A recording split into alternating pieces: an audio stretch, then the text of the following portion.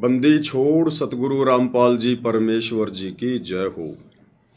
सत्साई भाई और बहनों, बहुत बड़ी दया, बहुत बड़ी मेहर पूज्य गुरुदेव भगवान की, सतगुरु रामपाल जी परमेश्वर जी की, जिनके शुभ आशीर्वाद से, विशेष आशीर्वाद से आप और हम सभी सत्सेवक भाई बहन साध संगति से जुड़कर अपनी आत्मा के कल्याण हेतु भक्ति मार्ग पर हर प्रकार से मर्यादाओं में रहते हुए, हर प्रकार से संघर्ष करते हुए अपनी आत्मा के कल्याण हेतु निरंतर आगे की ओर ही बढ़ रहे हैं।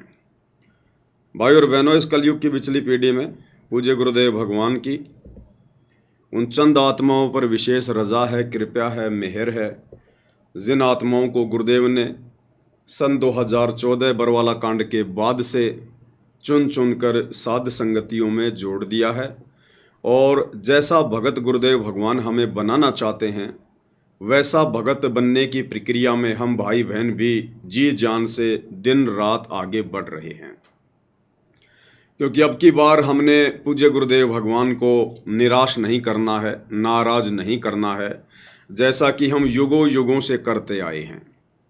जब जब ये कबीर भगवान सतलोक से चलकर सशरीर गति करके अपनी अच्छी आत्माओं से मिलने के लिए, उन्हें भक्ति से संबंधित जानकारी देने के लिए सतलोक से आते हैं, धरती पर गुरु रूप में प्रकट होते हैं, तब तब हम आत्माएं काल प्रेरणा से, नादानी से, कमजोर संस्कारों के चलते गुरु रूप में आए हुए इस कबीर भगवान को हम केवल अपना गुरु ही मान लेते हैं, एक संत मान लेते हैं, इन्हें परमेश्वर के रूप में स्वीकार नहीं करते।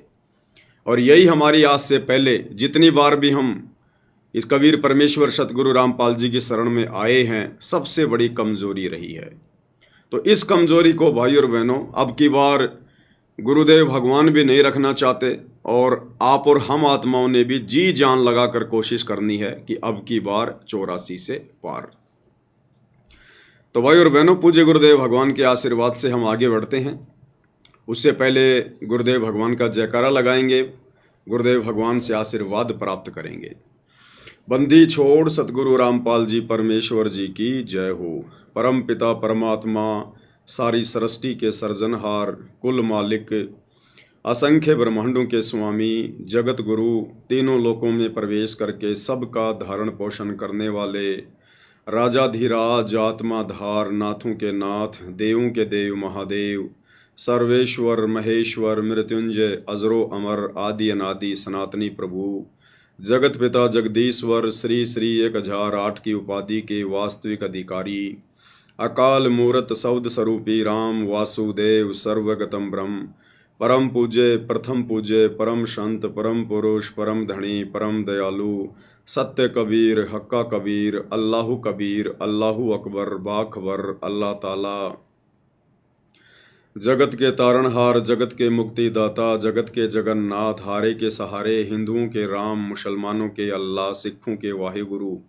ईसाइयों के मसीह, दया के सागर दया निधि, करुणा के सागर करुणा निधि, स्वयंभू परिभू, संकट मोचन, कष्ट हरण, मंगल करण, दुख भंजन, अविगत कबीर, निर्विकार निर्विषम परमात्मा, अलय अलेख सतगुरु, आदि अनादि सतगुरु, असली मर्यादा पुरुषोत्तम, असली राम, असली कृष्ण, असली घनश्याम, असली मुरारी, राजाओं के राजा, महाराजाओं के महाराजा, शहंशाहों के शहंशाह, सम्राटों के सम्राट, भगवानों के भगवान, अल्लाहों के अल्लाह, प्रभुओं के प्रभु, मसीहाओं के मसीह, सच्चे वाहिगुरु, बाबाओं के बाबा, पीरों के पीर, सेठों के सेठ, जगत सेठ, सावड़सा सेठ, सर्वगुण संपन्न, अनंत कोटि कलाओं के स्वामी, अनंत कोटि ब्रह्मांडों के नायक, योगियों में महायोगी, ध्यानियों में महाध्यानी, सिद्धों में परम सिद्ध, ज्ञानियों में तत्व ज्ञानी, ब्रह्म ज्ञानी, महाज्ञानी, परम ज्ञानी, सर्वश्रेष्ठ ज्ञानी, विज्ञानी, युवा कबीर, समर्थ कबीर, असमवात, अमित ओजा, सच्चे रहनुमा,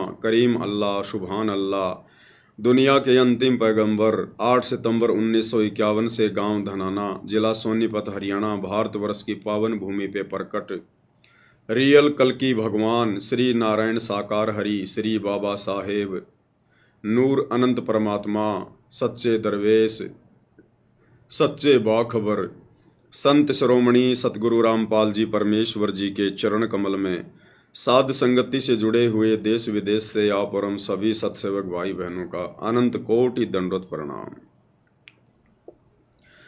तो भाई और बहनों, पूज्य गुरुदेव भगवान की ये असीम रजा, असीम दया, मेहर इसी प्रकार से आप और हम सभी भगत भाई बहनों पर बनी रहे और हमें अंत तक, हमारा शरीर छूटने तक जो सद्बुद्धि गुरुदेव भगवान ने हमें वर्तमान में दी हुई है, गुरु रूप में आए हुए उस परमेश्वर ने अपनी पहचान करवाई है, ये सद्बुद्धि हमें अंतिम समय तक मिलती रहे। और भाई और बहनों, वही बात है जैसे गुरुदेव भगवान जब सत्संग करते हैं, सृष्टि रचना बताते हैं, यथार्थता समझाते हैं, तो कुछ एक भाई बहन कहा करते थे कि भाई संत रामपाल जी के पास तो ले दे के वही चार बात हैं, गधा बनेगा कुत्ता बनेगा, गधा बनेगा कुत्ता बनेगा, 84 में जाएगा। तो लोग कहते थे कि संत रामपाल जी के पास तो ले दे के वही चार बात है। अब भाई वो क्या बताएं अब इससे ज़्यादा गुरुदेव भगवान क्या समझाएंगे। हमारी बुद्धि में जितना ज्ञान समाएगा, हम जितना ज्ञान ग्रहण करने योग्य हैं, परमेश्वर उतना ही तो बताएंगे।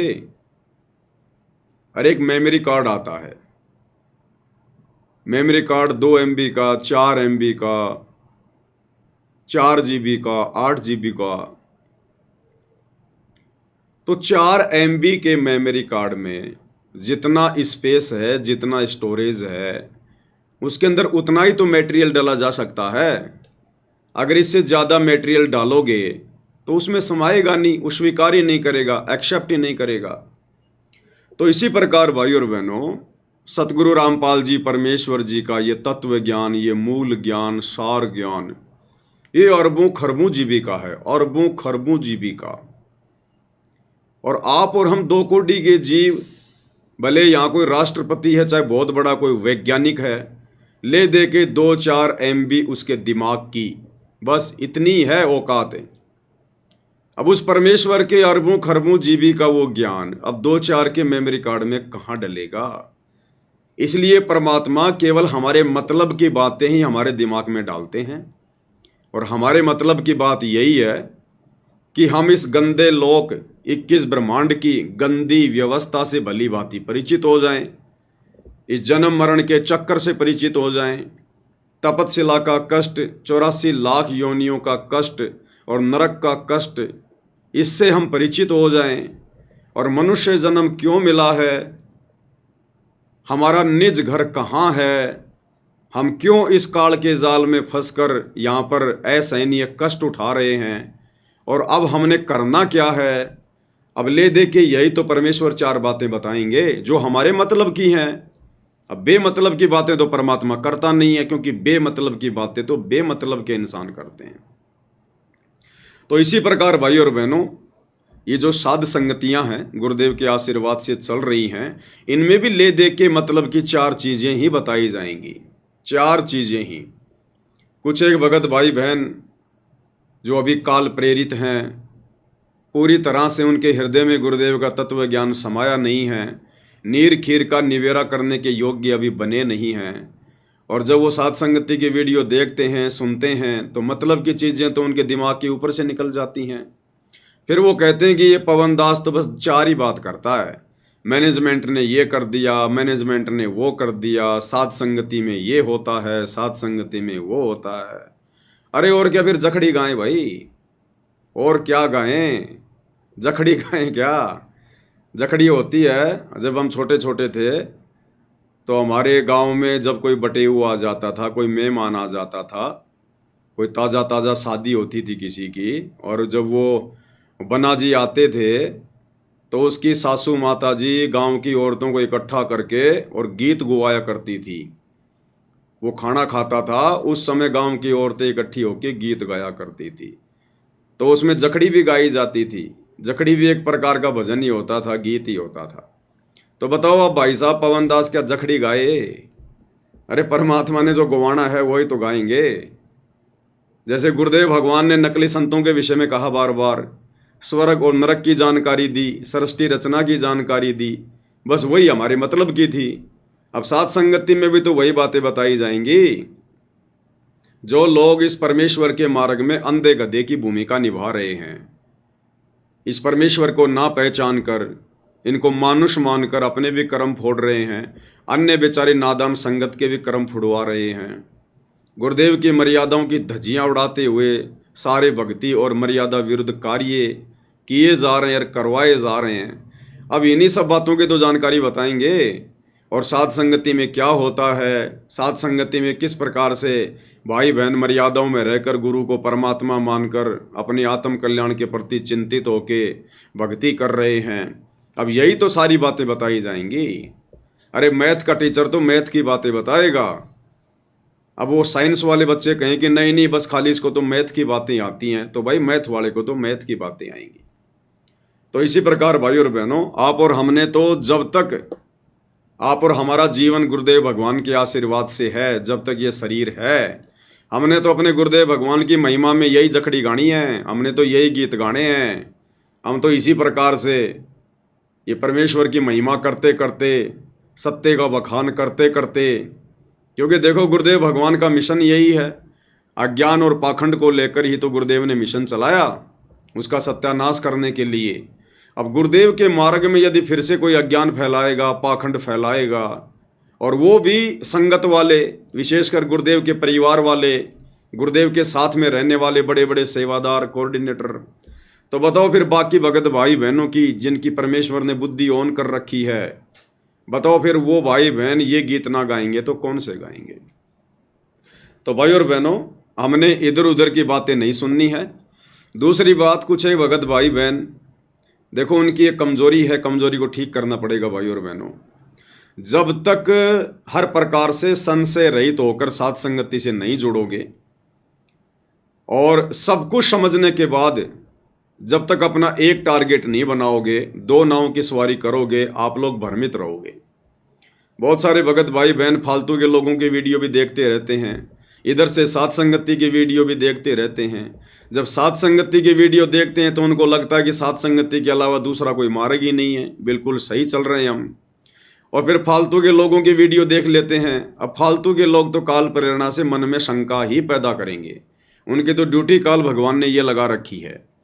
फिर उधर के वीडियो देख लेंगे, फिर उनके मन में शंकाएं उत्पन्न हो जाएंगी। और ये शंकाएं क्यों उत्पन्न हो रही हैं?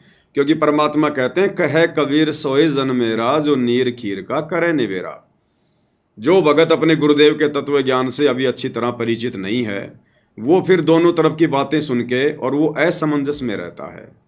और गीता अध्याय 2 श्लोक नंबर 53 को समझाते हुए गुरुदेव ने कहा, उसमें काल भगवान ने अर्जुन से कहा कि अर्जुन, जब तक तरह तरह के वचन सुनकर तेरी बुद्धि एक तत्व पर स्थिर ना होकर भ्रमित रहेगी, डगमग रहेगी, तब तक तो तू योग को भी प्राप्त नहीं होगा, अर्थात तू एक अच्छा योगी भी नहीं बन सकता। योगी यानी भगत। जब तक तरह तरह के लोगों की तरह तरह की बातें सुनकर और तू डगमग वाली स्थिति में रहेगा, उसकी सुनेगा तो उसके जैसी, उसकी सुनेगा तो उसके जैसी, तो परमात्मा कहते हैं बिना पैंदे के लोटे वाली स्थिति होती है उसकी। वो फिर निसंशय होकर भक्ति मार्ग पर आगे नहीं बढ़ सकता। तो पहले ये क्लियर कर लो, कन्फर्म कर लो, जल्दबाजी में साथ संगति से जुड़ना कोई अनिवार्य नहीं है, कोई कंपलसरी नहीं है। पहले हर प्रकार से बाकी हर जगह धक्के खा लो, फिर लो, घूम लो, लोगों से ज्ञान ले लो, जो बेमतलब की बकवादे हैं पहले वो सुन लो ढंग से। और जब तुम्हें लगे कि उनके पास में कुछ भी नहीं है, फालतू की बकवाद है, राग द्वेष ईर्ष्या में सड़ रहे हैं और सिकंदर लोधी की तरह उनको जलन का भयंकर रोग लगा हुआ है, जो साथ संगतियों से ईर्ष्या करते हैं, तो पहले भाई उनकी पूरी जानकारी ले लो, पहले उनका ज्ञान ले लो, उसके बाद में फिर साथ संगति में आओ। और यहाँ आने के बाद में फिर ड्यूअल मोड में मत चलो, फिर दो नाव की सवारी नहीं चलेगी, फिर नहीं तो दुर्गति होगी फिर आपकी। क्योंकि यहाँ तो ले दे के सतगुरु की महिमा है, गुरुदेव के सत्संगों के आधार से बातें की जाती हैं। अब वो बातें आप लोगों की नहीं समझ में आ रही है तो आप लोगों के कमजोर संस्कार हैं भाई, ये आपकी अपनी बुद्धि का विषय है, इसमें हम कुछ नहीं कर सकते। तो भाई और बहनों, आप और हम सत्सेवकों का जो परमेश्वर ने दया करी है, अपनी महिमा का इस कलयुग की बिचली पीढ़ी में हमें मौका फरमा रहे हैं। आप और हमने तो इसी प्रकार से अपने गुरुदेव भगवान को शीश पर रखकर, उनको प्रथम रखकर और इसी प्रकार उनकी महिमा करते हुए निरंतर आगे की ओर बढ़ना है। तो भाई और बहनों, हमारी सबसे बड़ी कमजोरी जो गुरुदेव ने बताई और अब हमें भी पता चल रही है कि गुरु को इष्ट ना मानने के कारण, गुरु को ही आराध्य देव ना मानने के कारण, गुरु को ही एकमात्र कबीर भगवान ना मानने के कारण आप और हम भाई बहन असंख्य युगों से इसी प्रकार ये मोक्ष वाला मौका चूकते आ रहे हैं। लेकिन अब की बार नहीं चूकना है, हमने सिर धड़की बाजी लगा देनी है। हमें जहां से भी कोई प्रमाण मिलेगा, कोई सबूत मिलेगा जो हमें दृढ़ करेगा, हमारे विश्वास को ऊंचाइयों पर लेकर जाएगा, हम उसका सहारा लेंगे।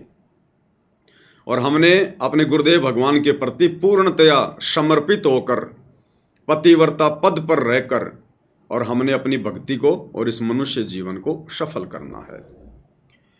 तो एक छोटा सा वीडियो है सोशल मीडिया पर दास के सामने आया सतलोक आश्रम का, और इस वीडियो के माध्यम से सतलोक आश्रमों से जुड़े हुए जो बड़े बड़े भगत भाई बहन हैं, जो परम भगत कहलाते हैं, जो आश्रम संचालक हैं, गुरुदेव के बेटा बेटी भाई बंधु रिश्तेदार हैं, बड़े बड़े कोऑर्डिनेटर हैं, उन लोगों को शिक्षा लेनी चाहिए।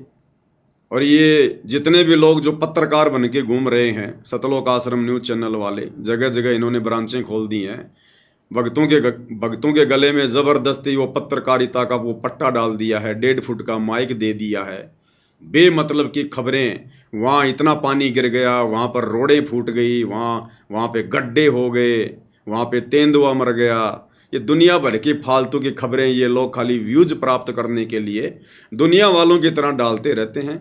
खुद का भी समय बर्बाद कर रहे हैं पत्रकार बनकर, और अन्य भगत भाई बहनों का भी अनमोल समय बर्बाद कर रहे हैं।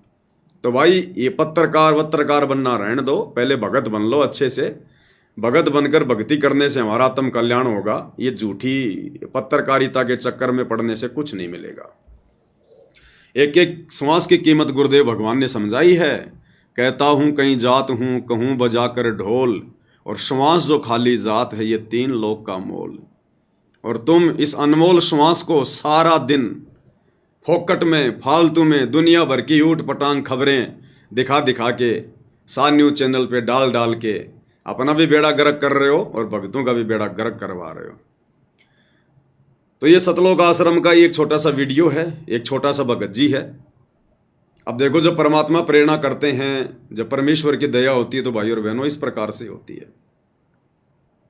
ये छोटा सा बच्चा एक बहुत बड़ा संदेश दे रहा है, बहुत बड़ा संदेश।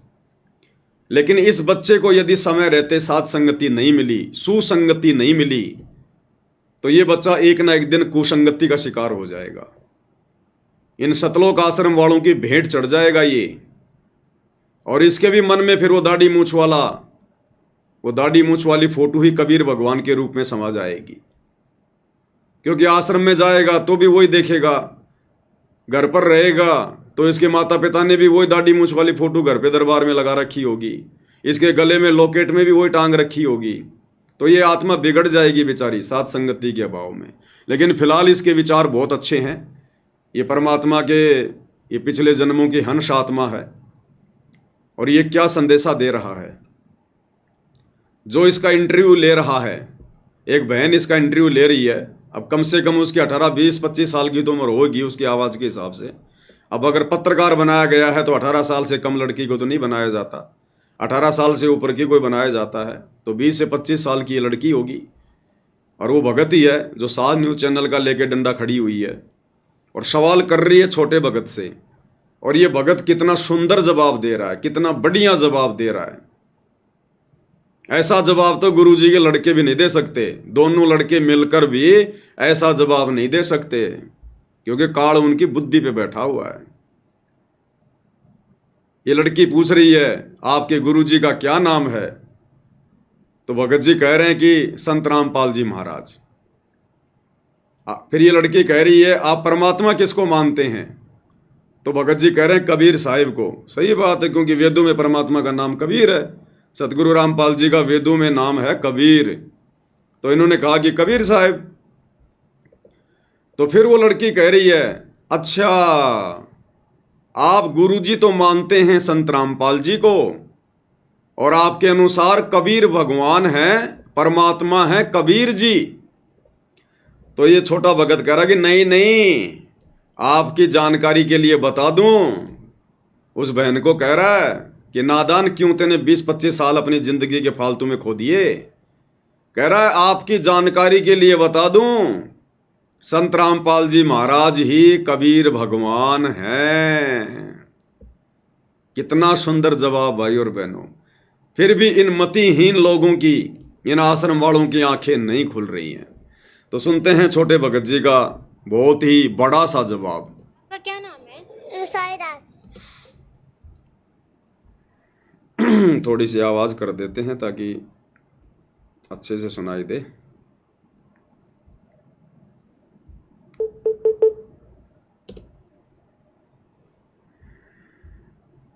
आपका क्या नाम है? साईदास। आपके गुरुजी का क्या नाम है? संत रामपाल जी महाराज। आप किसको भगवान मानते हो? कबीर साहब। कबीर साहब को क्यों भगवान बता रहे हो? ये तो मैं तुम्हारा कबीर साहब भगवान है। तो आपके कहने का मतलब ये हुआ कि गुरु आपके संत रामपाल जी महाराज हैं और जो परमेश्वर हैं वो कबीर साहब जी हैं? नहीं, आपकी जानकारी के लिए बता दूं है कि संत रामपाल जी महाराज जी कई भगवान है। धन्यवाद। साहब बताओ कितना जबरदस्त जवाब दिया है छोटे से भगत जी ने। और वो 25 साल की होकर भी उसके दिमाग में ये बात नहीं घुस रही है। कुसंगति का शिकार है और दुनिया के लिए समाचार डालते हैं रोजाना, पत्रकार बन के बैठी हुई है। कितना प्यारा जवाब दे रहा है। उल्टा सवाल कर रही है कि आपके अनुसार, आपके कहने का मतलब है कि संत रामपाल जी तो आपके गुरु जी हैं और परमात्मा कबीर साहिब हैं। तो भगत जी कह रहे हैं नहीं नहीं, आपकी जानकारी के लिए बता दूं कि नादान तूने क्या समझा, 25 साल हो गई तेरे को डले ढोए तूने फालतू में, इन आश्रमों में खा खा के लड्डू जलेबी बन गई तू पत्रकार। सतगुरु रामपाल जी खुद ही कबीर भगवान हैं, खुद ही कबीर भगवान। अब भाई और बहनों, ऐसी आत्माएं मोक्ष प्राप्त करेंगी। ये है वो परमात्मा की विशेष आत्माएं, मिन्नी सतलोक से आई हुई आत्माएं। लेकिन काल ने इन सबको वर्तमान में लपेटे में ले रखा इनके माता पिता के माध्यम से। अगर इस आत्मा को समय रहते साथ संगति नहीं मिली तो ये भी उनके जैसे ही हो जाएगी, उनके जैसे ही। क्योंकि गुरुदेव ने कबीर सागर के सरलार्थ में साफ साफ लिखा हुआ है कर्म बोध के अंदर, ये परमात्मा की भक्ति मिलना तो जीव के संस्कार हैं। मान लीजिए आपको सच्चे गुरु की भक्ति मिल गई, सच्चे परमात्मा की भक्ति मिल गई, उसके बाद में सुसंगति और कुसंगति का बहुत बड़ा रोल है, बहुत बड़ा रोल। सच्चे गुरु की शरण भी मिल गई और यदि साथ संगति नहीं मिली, सुसंगति नहीं मिली, तो भी आप आत्म कल्याण नहीं करवा पाएंगे। तो फिलहाल इस परमेश्वर की हंस आत्मा को इन सतलोक आश्रम वालों की कुसंगति प्राप्त है। और अगर समय रहते भाई और बहनों इस आत्मा को साथ संगति नहीं मिली तो ये भी धीरे धीरे लड्डू जलेबी बर्फी के चक्कर में उधर ही बह जाएगा भावनाओं में। लेकिन अभी तो बहुत छोटी आत्मा है, परमात्मा आ लेंगे तब तक तो अपनी आत्माओं को संभालने के लिए इनके जाल में ज़्यादा नहीं फंसने देंगे परमेश्वर।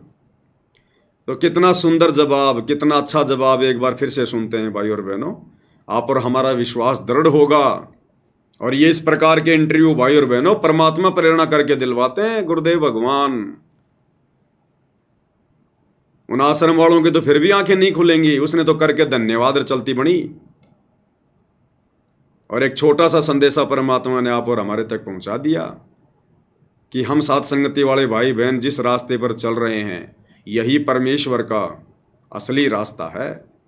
यानी गुरु को परमात्मा माने बिना तो भक्ति शुरू भी नहीं होती है, शुरू भी। भले आप अपने अंदर चाहे सार नाम लेकर, सार शब्द लेकर कितने बड़े भगत बने फिरो, गुरु को परमात्मा माने बिना तो भक्ति शुरू भी नहीं होती है। आपका क्या नाम है? साईदास। आपके गुरुजी का क्या नाम है? संत रामपाल जी महाराज। आप किसको भगवान मानते हो? कबीर साहब।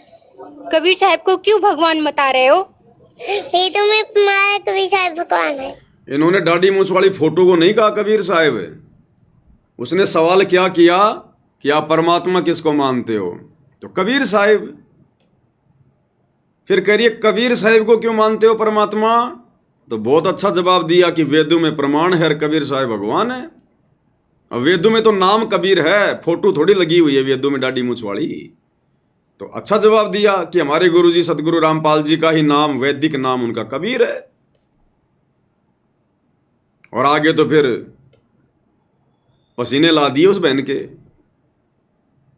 बताओ, ये 5-6 साल का बच्चा परमात्मा की आत्मा और उस 25 साल की काल प्रेरित आत्मा को समझा रहा है कि नहीं, आपकी जानकारी के लिए बता दूं, संत रामपाल जी महाराज ही कबीर भगवान है।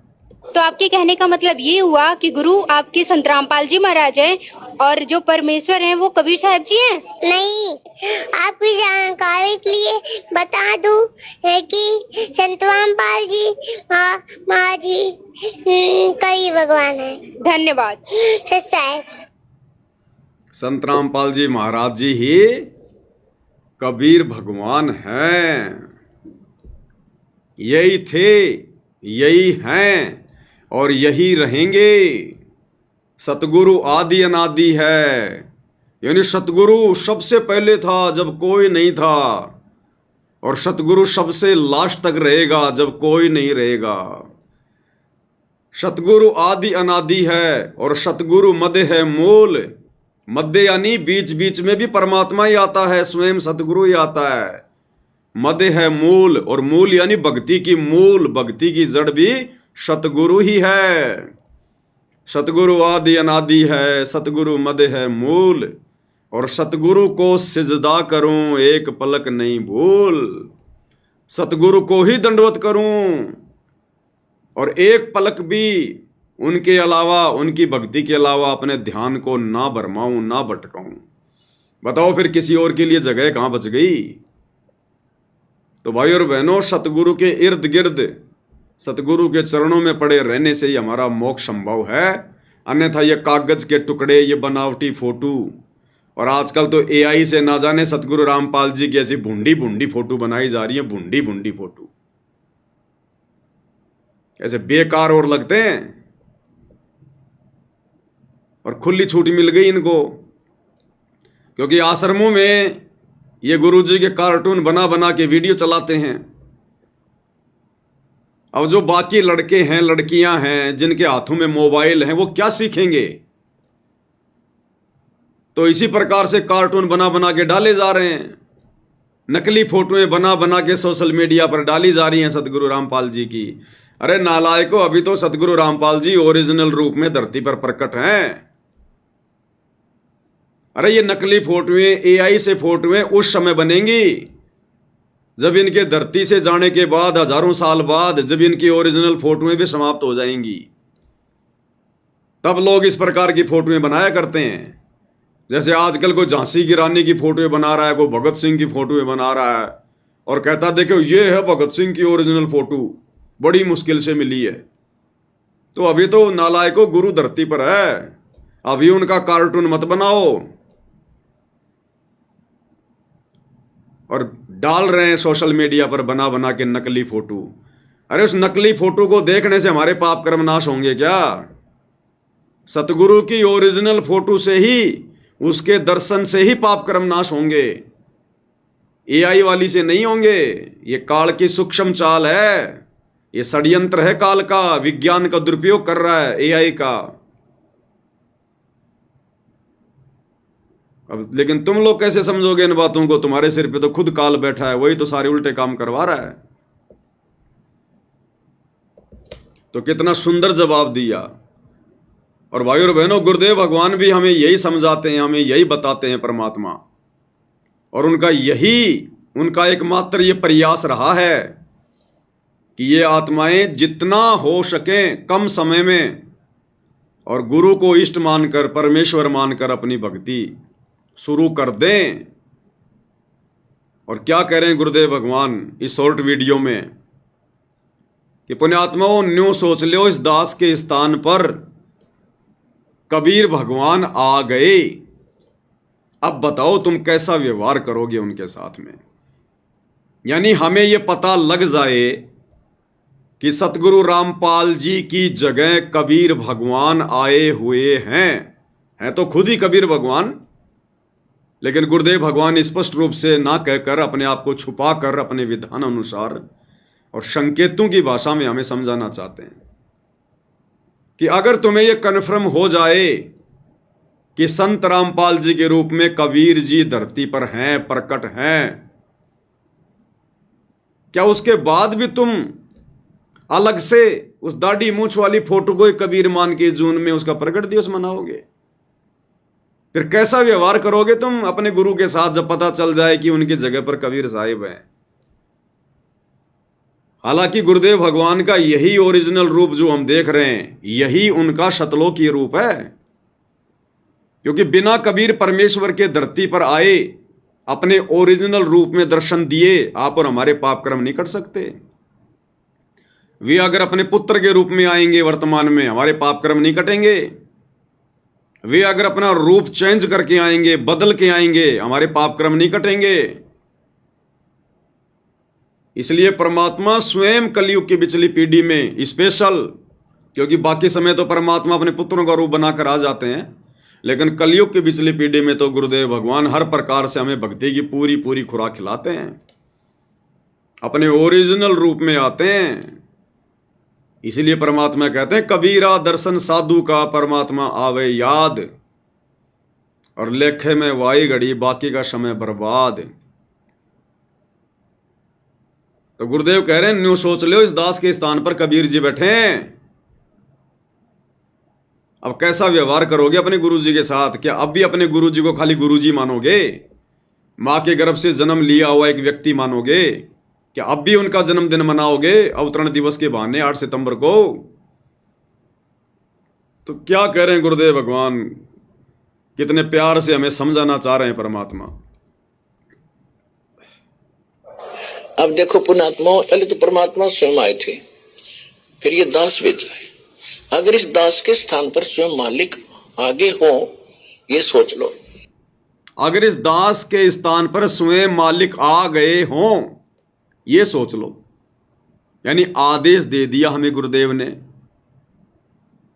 कि ये सोच लो तुम्हारे गुरुजी की जगह स्वयं कबीर भगवान आ चुके हैं। अब तुम अपने गुरुजी को क्या मानोगे? खाली गुरुजी मानोगे? गांव धनाने का रामपाल जाट मानोगे? इंद्रो माई की कोख से जन्म लिया हुआ व्यक्ति मानोगे? क्या उसके बाद भी तुम जून में किसी और दाढ़ी मूंछ वाली कबीर जी की समझे जाने वाली नकली काल्पनिक फोटो का प्रकट दिवस मनाओगे? जब तुम्हें यह कन्फर्म हो जाए कि तुम्हारे गुरु की जगह पर कबीर जी आ चुके हैं। अभी स्पष्ट नहीं कहेंगे गुरुदेव भगवान, बाकी कहने में कोई कमी नहीं छोड़ रहे परमात्मा, स्वयं को परमात्मा साबित करने में। अब देखो पुण्यात्मा, पहले तो परमात्मा स्वयं आए थे, फिर ये दास भेजा है। अगर इस दास के स्थान पर स्वयं मालिक आगे हो, ये सोच लो। और आप जैसा व्यवहार इस दास से कर रहे हो, तो हम उनसे भी यही करते। और जैसा व्यवहार गुरुदेव कह रहे हैं अगर आप इस दास के साथ में करोगे, वैसा ही परमात्मा के साथ माना जाएगा। तो भोग किसको लगाया जाता है? परमात्मा को। तो गुरुजी को भोग लगाएंगे तो गुरुजी के अनुसार वो किसको माना जाएगा? परमात्मा को। अगर गुरु का ही हम प्रकट दिवस मनाएंगे तो वो किसका प्रकट दिवस माना जाएगा? परमात्मा का, कबीर जी का। फिर अलग से जून के महीने में उस दाढ़ी मूंछ वाली फोटो का प्रकट दिवस मनाने का क्या मतलब? जो क्रिया, जो व्यवहार हम अपने गुरुजी के साथ करेंगे वो परमात्मा के साथ ही हुआ माना जाएगा। ये आदेश दे दिया गुरुदेव ने। फिर अलग से किसी और को परमात्मा मानकर वो क्रिया करने का क्या फायदा? फिर तो हम अपना समय बर्बाद कर रहे हैं और अपने गुरुजी का वचन की उल्लंघना कर रहे हैं। जब गुरु ने स्पष्ट कर दिया कि जो व्यवहार, जो क्रिया तुम अपने गुरु को परमात्मा मानकर उनके साथ करोगे वो परमात्मा के साथ ही मानी जाएगी। बताओ फिर अलग से किसी और को परमात्मा मानने की क्या जरूरत पड़ गई फिर? अब ये कॉमन सेंस की बातें भाई और बहनों, ये मूल ज्ञान की बातें हैं। अब ये बातें इन आश्रम वालों के समझ में नहीं आती। भले ही इन्होंने सार शब्द ले लिया, कुछ भी ले लिया, भले ये 60-60 साल के हैं, भले ये पूरी जिंदगी गुरु जी के साथ में घूमे, लेकिन गुरु के साथ घूमने से ज्ञान नहीं आता। ज्ञान तो गुरु की मेहर से आता है। पिछले जन्म से होते हैं पूर्ण हंस मुराद। इसी कारण से इनका और हमारा वैचारिक मतभेद है, अन्यथा दोनों का गुरु एक, गुरु ने दोनों को भक्ति एक जैसी दी। फिर बताओ मतभेद किस बात का? लेकिन मतभेद हो गया विचारों का, ज्ञान और अज्ञान का।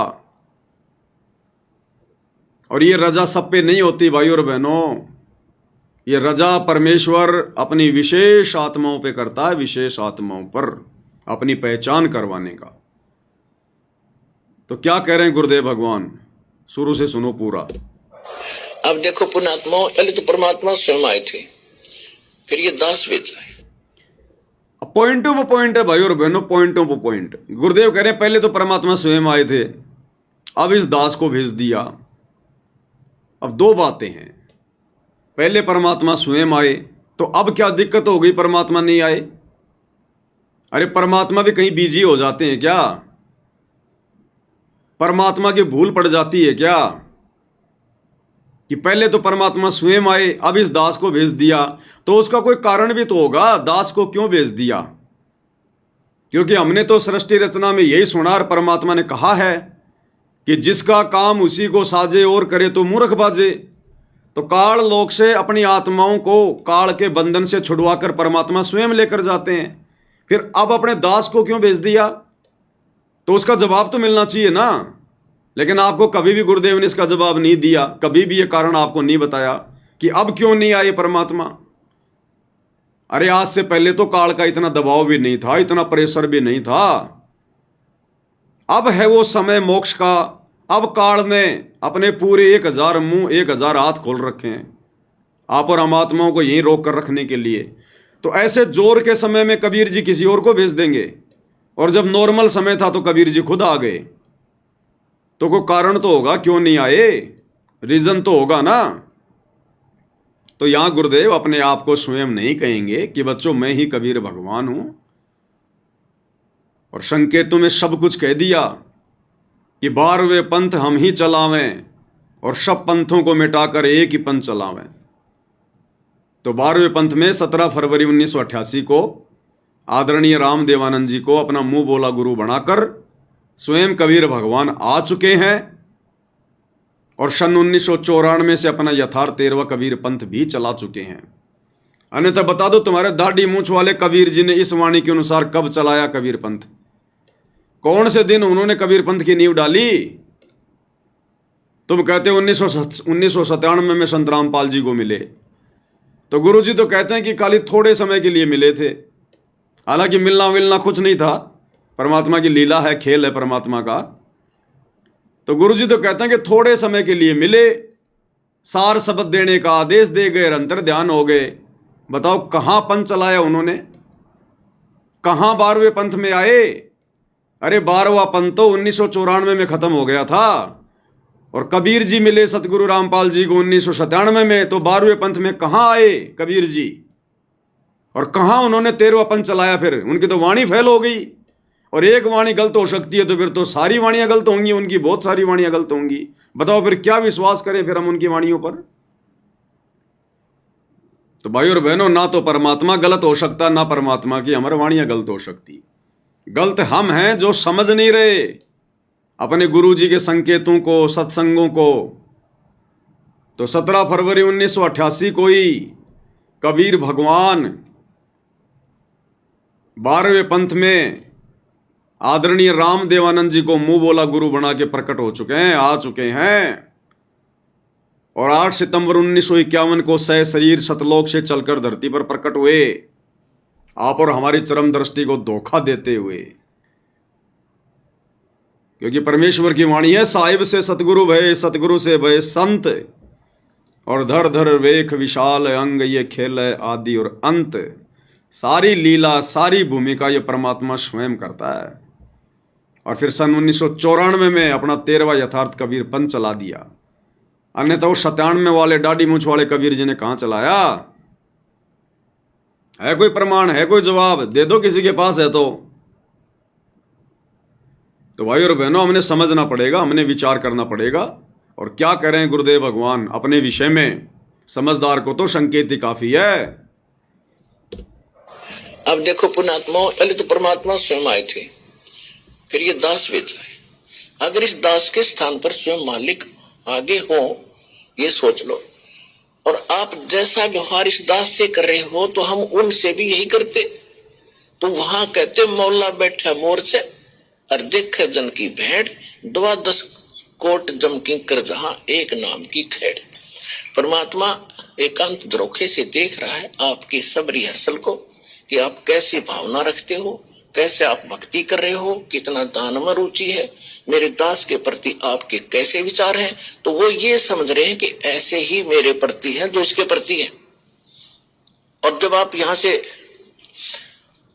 शरीर छोड़कर जाओगे तो इस दास के रूप में आपकी परीक्षा होगी त्रिकुटी पे।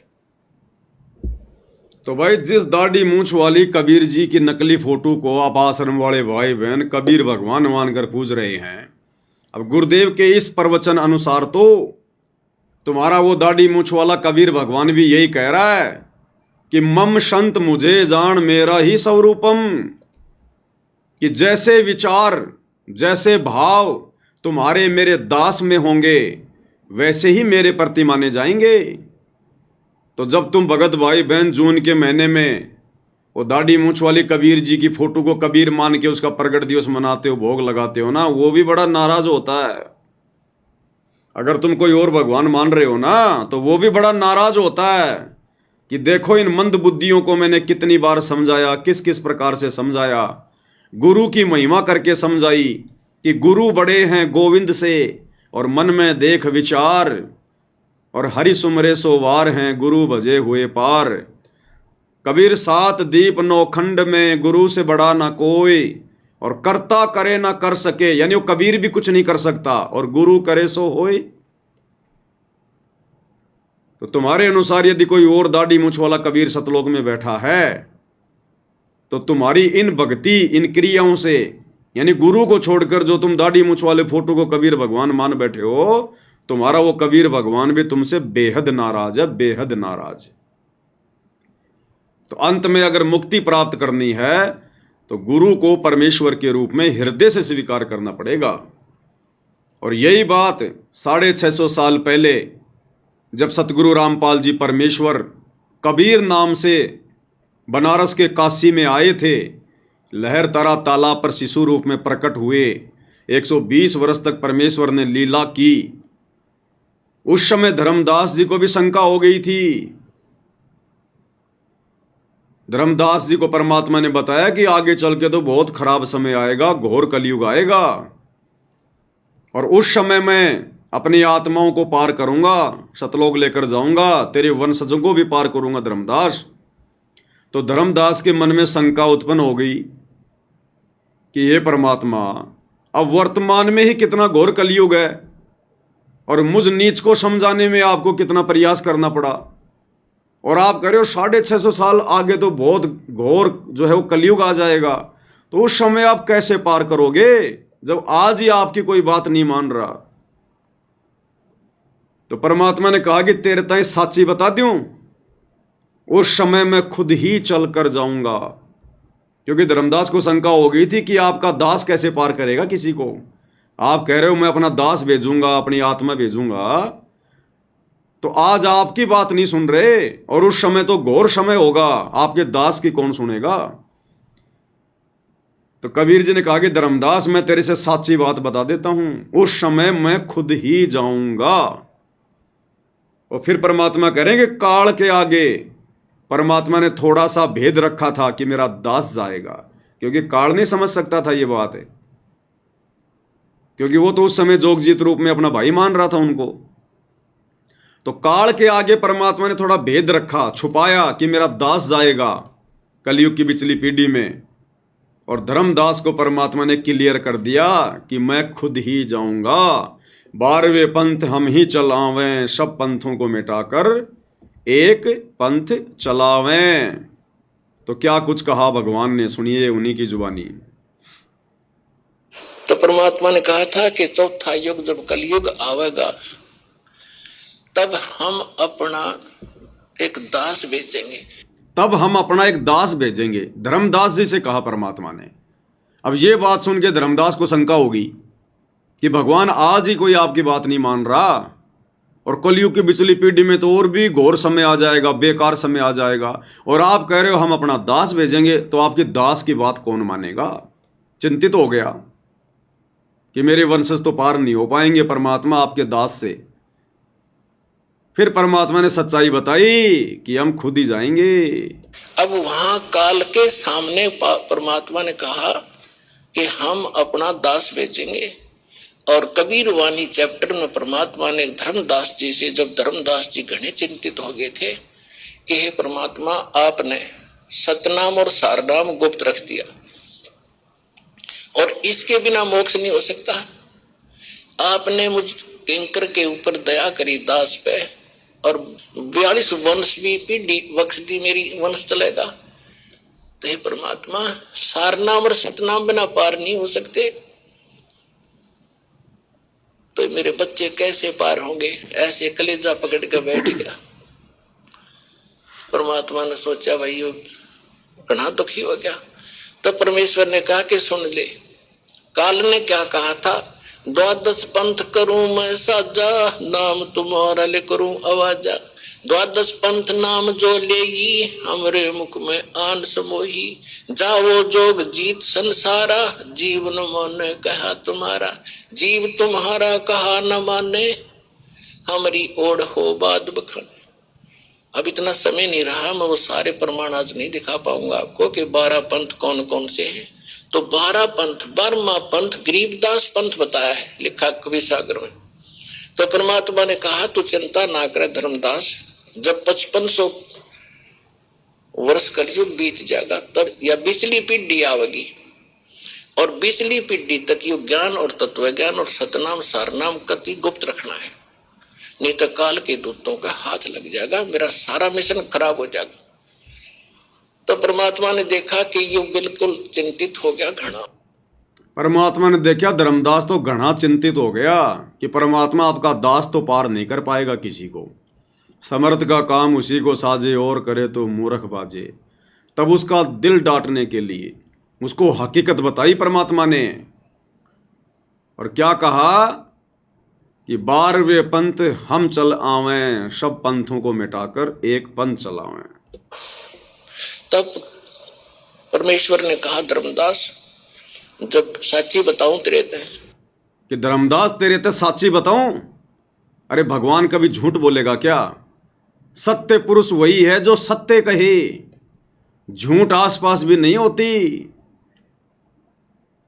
तो क्या कहा परमात्मा ने 650 साल पहले कि धर्मदास तेरे से साची बताऊं, यानी हकीकत क्या है। अब वर्तमान में कलयुग की पिछली पीढ़ी में संत रामपाल जी के रूप में कौन है धरती पर। कबीर भगवान का कोई दास है या खुद कबीर भगवान है, तो साची बात बता रहे हैं। खराब हो जाएगी।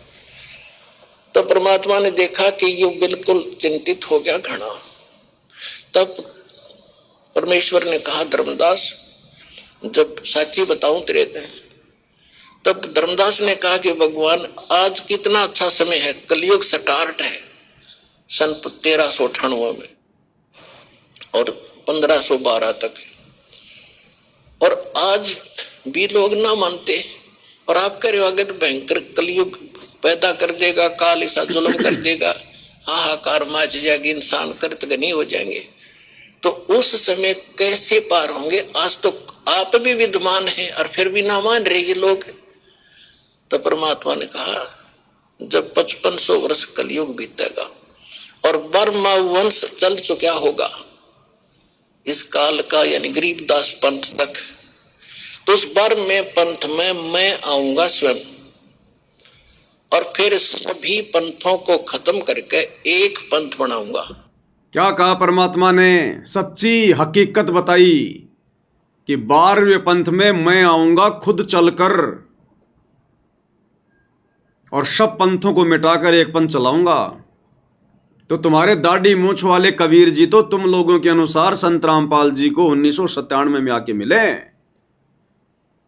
और 12वां पंथ खत्म हो गया 1994 में, क्योंकि 12वें पंथ के अंतिम गुरु आदरणीय राम देवानंद जी ने अपने सर्व अधिकार उपदेश देने का, सत्संग करने का 1994 में संत रामपाल जी के हाथ में दे दिया और खुद हो गए रिटायर। तो 12वां पंथ तो 1994 में खत्म हो गया, और कबीर जी ने आना था 12वें पंथ में। तो कौन आए फिर 12वें पंथ में? सतगुरु रामपाल जी आए, और 13वां पंथ उन्होंने आके चलाना था। 1994 में चलाया 13वां कबीर पंथ। अब ये तत्व ज्ञान है भाई और बहनों। ये सांसारिक पढ़ाई पढ़ते पढ़ते दिन रात वो मैथ के सवाल, वो सूत्र निकालते निकालते आप और हमारे को युग बीत गए, कुछ भी हाथ नहीं लगा।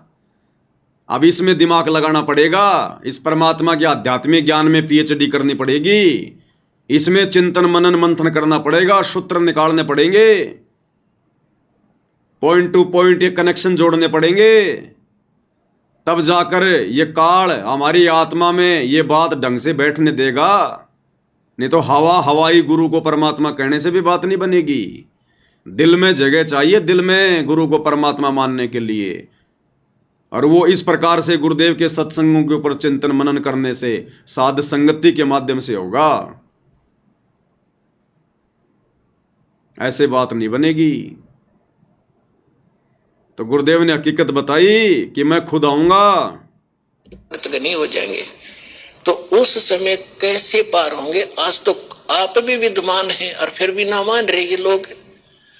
तो परमात्मा ने कहा जब 5500 वर्ष कलयुग बीतेगा और बर्मा वंश चल चुका होगा इस काल का, यानी गरीबदास पंथ तक, तो उस बर्म में पंथ में मैं आऊंगा स्वयं, और फिर सभी पंथों को खत्म करके एक पंथ बनाऊंगा और सारी सृष्टि मेरा ही नाम लेगी। तेरे 42 वंश क्या सारी सृष्टि न पार करूंगा धर्मदास, इन 42 की दशनता छोड़ दूं। तब उसका दिल डटा था, और काल के सामने परमात्मा ने थोड़ा सा भेद रखा कि मैं अपना अंश भेजूंगा।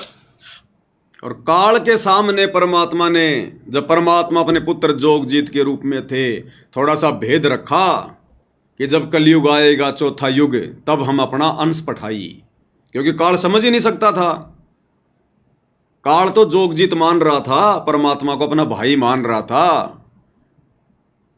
अब जोगजीत का कौन सा अंश है? अगर उस समय परमात्मा कहते तो वो समझ ही नहीं पाता। इसलिए परमात्मा ने काल के आगे भेद रखा कि मेरा अंश जाएगा। अगर ये कह दें कि मैं खुद आऊंगा तो काल का कलेजा फट जाए। इसका मतलब ये जोगजीत नहीं है, ये तो खुद भगवान है, कबीर परमात्मा है, उसका कलेजा फट जाए। इसलिए परमात्मा ने उसके आगे कहा कि मैं अपना अंश भेजूंगा। और धर्मदास जी के माध्यम से गुरुदेव ने क्लियर कर दिया। और कबीर सागर में मालिक की वाणी, अगर एक वाणी भी परमात्मा की झूठी हो गई तो किसी वाणी के ऊपर विश्वास नहीं किया जा सकता। कि 12वें पंथ हम ही चलावें, सब पंथों को मिटाकर एक पंथ चलावें। तो तुम्हारे दाढ़ी मूछ वाले कबीर जी तो 12वां पंथ खत्म होने के बाद में आए। 12वें पंथ का लास्ट जो गुरु था स्वामी राम देवानंद, वो भी शरीर छोड़ के चले गए थे, उसके बाद आए वो तो। क्योंकि दादा गुरुजी ने शरीर छोड़ा 26 जनवरी 1997 को, और उसके 2-2.5 महीने बाद में गुरुजी ने अपने आप को छुपाते हुए कहा कि मार्च 1997 में दिन के 10 बजे मुझे कबीर जी मिले। तो तुम्हारे दाढ़ी मूछ वाले कबीर जी तो 12वें पंथ के खत्म होने के बाद, 12वें पंथ के अंतिम गुरु के मरने के बाद में आए। तो उससे पहले उनको पता नहीं था क्या कि मैंने वाणी में क्या बोल रखा है, मेरे को 12वें पंथ में जाना है? भूल गए क्या? भगवान को भी भूल लग जाती है क्या? तो भाई ये संकेत ही काफी हैं। ये जानबूझ के परमात्मा ने 1994 में अपना 13वां कबीर पंथ चलाया। अगर चला दे 1998 में तो तुम लोग किसी प्रकार से भी काबू में नहीं आओ। कि नहीं नहीं जी 97 में देखो कबीर जी आए और 98 में फिर उन्होंने अपना पंथ चलाया। तो जानबूझ के परमात्मा ने ये खेल खेले ताकि हम आत्माओं को दृढ़ विश्वास हो जाए कि सतगुरु रामपाल जी के रूप में स्वयं कबीर भगवान धरती पर प्रकट हैं, इनके अलावा और कोई कबीर नहीं है। तो कितना क्लियर किया गुरुदेव भगवान ने इस अनमोल सत्संग के अंदर। और ये छोटे छोटे सत्संग भाई और बहनों, यही हमारे विश्वास को दृढ़ करेंगे। यही और एक छोटा सा सत्संग इसी से संबंधित कि 13वें पंथ को शुरू करने वाला, 13वें पंथ को चलाने वाला वो मार्गदर्शक कौन होगा?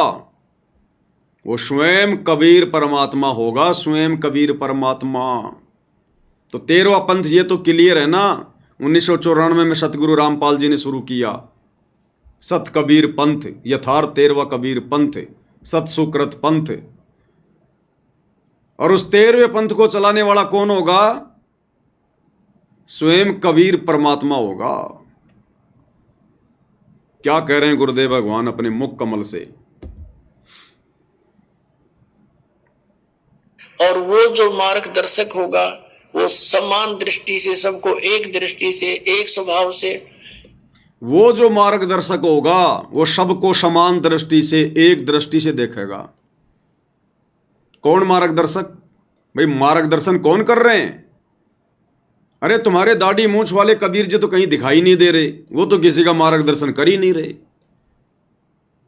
बताओ सन 1993 से सत्संग करके मार्गदर्शन कौन दे रहे हैं दुनिया को?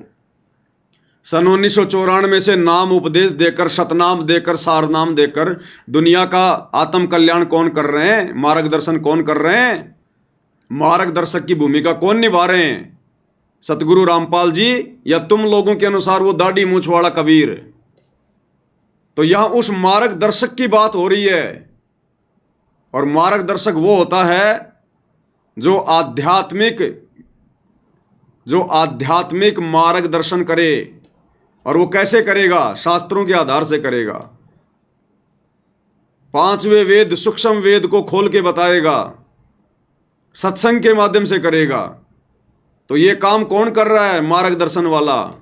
सतगुरु रामपाल जी या दाढ़ी मूंछ वाले कबीर जी? तो उसी मार्गदर्शक के बारे में बात हो रही है, यानी सतगुरु रामपाल जी के बारे में। और वो मार्गदर्शक कौन होगा? और वो जो मार्गदर्शक होगा वो समान दृष्टि से, सबको एक दृष्टि से, एक स्वभाव से, एक भाव से व्यवहार करेगा। और वो समर्थ सत कबीर होगा। बोलो सतगुरुदेव।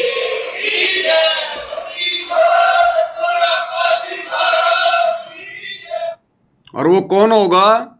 वो समर्थ सत्य कबीर ही होगा। तो कौन है वर्तमान में कबीर धरती पर? सतगुरु रामपाल जी, स्वयं कबीर परमात्मा। इसलिए उस दाढ़ी मूंछ वाली कबीर की समझे जाने वाली बनावटी, नकली, मुर्दा, बेजुबान फोटो का सतगुरु रामपाल जी के यथार्थ 13वें कबीर पंथ में, उनके भक्तों के दिल में, घर में, दरबार में कोई स्थान नहीं है, कोई जगह नहीं है। और मंद बुद्धि होगा वो भगत, सबसे बड़ा महामूर्ख होगा जो सतगुरु रामपाल जी से उपदेश लेने के बाद अगर उस दाढ़ी मूंछ वाली कबीर की समझे जाने वाली फोटो को परमात्मा मानकर उसमें जरा भी आस्था रखेगा। क्योंकि गुरु और गोविंद दो नहीं भाई, जब तक दो समझोगे दो जग में जाई। नरक में जाने वाले काम है, नरक में जाने वाले काम। तो कितना क्लियर किया गुरुदेव भगवान ने कि वो जो मार्गदर्शक होगा, जो 13वां कबीर पंथ चलाएगा, वो स्वयं समर्थ सत्य कबीर होगा। और सबके साथ एक समान व्यवहार करेगा, सबको एक समान देखेगा। अब देखेगा वो जो धरती पे होगा, जो गुरु रूप में होगा। अब तुम्हारे दाढ़ी मूंछ वाले क्या देखेंगे? किसको देखेंगे भाई? अरे सतलोक आश्रम वालों, तुम्हारे दाढ़ी मूंछ वाले कबीर जी धरती पे कहाँ हैं? कौन से दिन उन्होंने हमारे साथ में समान व्यवहार किया? वो तो कभी मिले भी नहीं, वो तो कभी साक्षात्कार भी नहीं दिया उन्होंने। भगवान कभी छुपता हुआ डोलता है क्या? भगवान को किस बात का डर है, किस बात का भय है? अरे ये छुपन छुपाई का खेल तो ये काल खेलता है, ये रहता है छुप के। फिर तुम्हारे कबीर भगवान दाढ़ी मूंछ वाले अगर वही भगवान है तो छुप के क्यों बैठे हैं? किस बात का डर है? क्या कुछ उल्टा पुल्टा काम कर रखा क्या उन्होंने भी काल की तरह, जो उनको शर्म आती है अपने बच्चों के सामने आने में। कबीर भगवान को शर्म नहीं है, वो उल्टा काम कभी सोच भी नहीं सकते, उनकी सोच में भी नहीं होता। इसीलिए तो 8 सितंबर 1951 को ही दिल्ली मंडल में आके बैठ गए, सतगुरु दिल्ली मंडल आईसी। पूज्य गुरुदेव सतगुरु रामपाल जी परमात्मा, ये है समर्थ सत्य कबीर, जो सबके साथ समान व्यवहार कर रहे हैं। समदृष्टि, सतगुरु के लक्षण 4 बखाना। प्रथम वेद शास्त्र को ज्ञाना, दूजे हरि भक्ति मन कर्म वचन जानी, तीजे समदृष्टि जाना, और चौथा वेद विधि सब कर्मा। ये 4 लक्षण सतगुरु के जाना। तो समदृष्टि की भूमिका कौन निभा रहे हैं? सतगुरु रामपाल जी निभा रहे हैं। तो ये हैं रियल में कबीर भगवान। और इनके अलावा अगर किसी और में जरा भी आस्था रख ली, as a god, as a परमात्मा, भाई मुक्ति नहीं हो पाएगी। बाकी भक्ति जो कर रहे हो, दान धर्म जो कर रहे हो, सुमरण जो कर रहे हो, फिर काल के हत्थे चढ़ जाओगे, ब्रह्मा विष्णु महेश बन जाओगे, धरती पर राजा महाराजा बन जाओगे, और फिर दुर्गति भी होगी फिर आगे भयंकर। जितनी मौज उतनी सजा। तो ये पंगा भाई और बहनों, समझदार आत्मा तो लेगी नहीं गुरु को मानुष मानने वाली। तो कितने अच्छे से गुरुदेव भगवान आप और हमारी आंखें खोलते हुए सन 1993 से सत्संग करते हुए आ रहे हैं। और एक सत्संग में देखो गुरुदेव भगवान ने कितने अच्छे से हमें समझाया। परमात्मा क्या कह रहे हैं? 17 फरवरी 1988 को उन्होंने आदरणीय राम देवानंद जी को अपना मुंह बोला गुरु धारण किया। आदरणीय राम देवानंद जी कोई सतगुरु नहीं थे। सतगुरु तो एक ही होता है पूरी सृष्टि में, एक समय में एक ही होता है, दूसरा कोई सतगुरु नहीं होता। सतगुरु एक ही होता है, एक समय में 2 सतगुरु नहीं होते, क्योंकि परमात्मा एक ही है और परमात्मा स्वयं सतगुरु की लीला करता है। तो आदरणीय राम देवानंद जी को तो गुरुदेव ने केवल इस भक्ति विधान को बनाए रखने के लिए, गुरु शिष्य परंपरा का निर्वाह करते हुए खाली फोकट की महिमा दी है कि वो मेरे सतगुरु थे, वो परमात्मा थे, वो बंदी छोड़ थे। आप और हमें भक्ति का पाठ पढ़ा रहे हैं कि एक शिष्य का अपने गुरु जी के प्रति कैसा समर्पण भाव होना चाहिए। उन्होंने हमें रिहर्सल करके दिखाई, ताकि हम अपने गुरु जी को कबीर परमेश्वर मानकर जब उनके साथ इसी प्रकार से समर्पण भाव दिखाएंगे, श्रद्धा भाव दिखाएंगे, क्योंकि हमारे गुरुदेव तो हैं ही खुद कबीर। ये तो रियल गॉड हैं, रियल सतगुरु हैं, रियल बंदी छोड़ हैं। तो जब तक हमारे भाव उस कदर नहीं होंगे तब तक हमारी बात नहीं बनेगी। तो परमेश्वर ने रिहर्सल करके दिखाई, एक मुंह बोले शिष्य की भूमिका निभा के, मुंह बोला गुरु बना के। अन्यथा आदरणीय राम देवानंद जी कोई सतगुरु नहीं थे। अगर वे ही सतगुरु होते तो फिर सतगुरु रूप में संत रामपाल जी को आने की क्या जरूरत थी? अरे परमात्मा कहते हैं सिद्ध तार है पिंड आपना और साधु तार है खंड, और सतगुरु उसको जानियो जो तार देवे ब्रह्मांड। सतगुरु तो वो होता है जो पूरे ब्रह्मांड को पार कर दे, मोक्ष करा दे।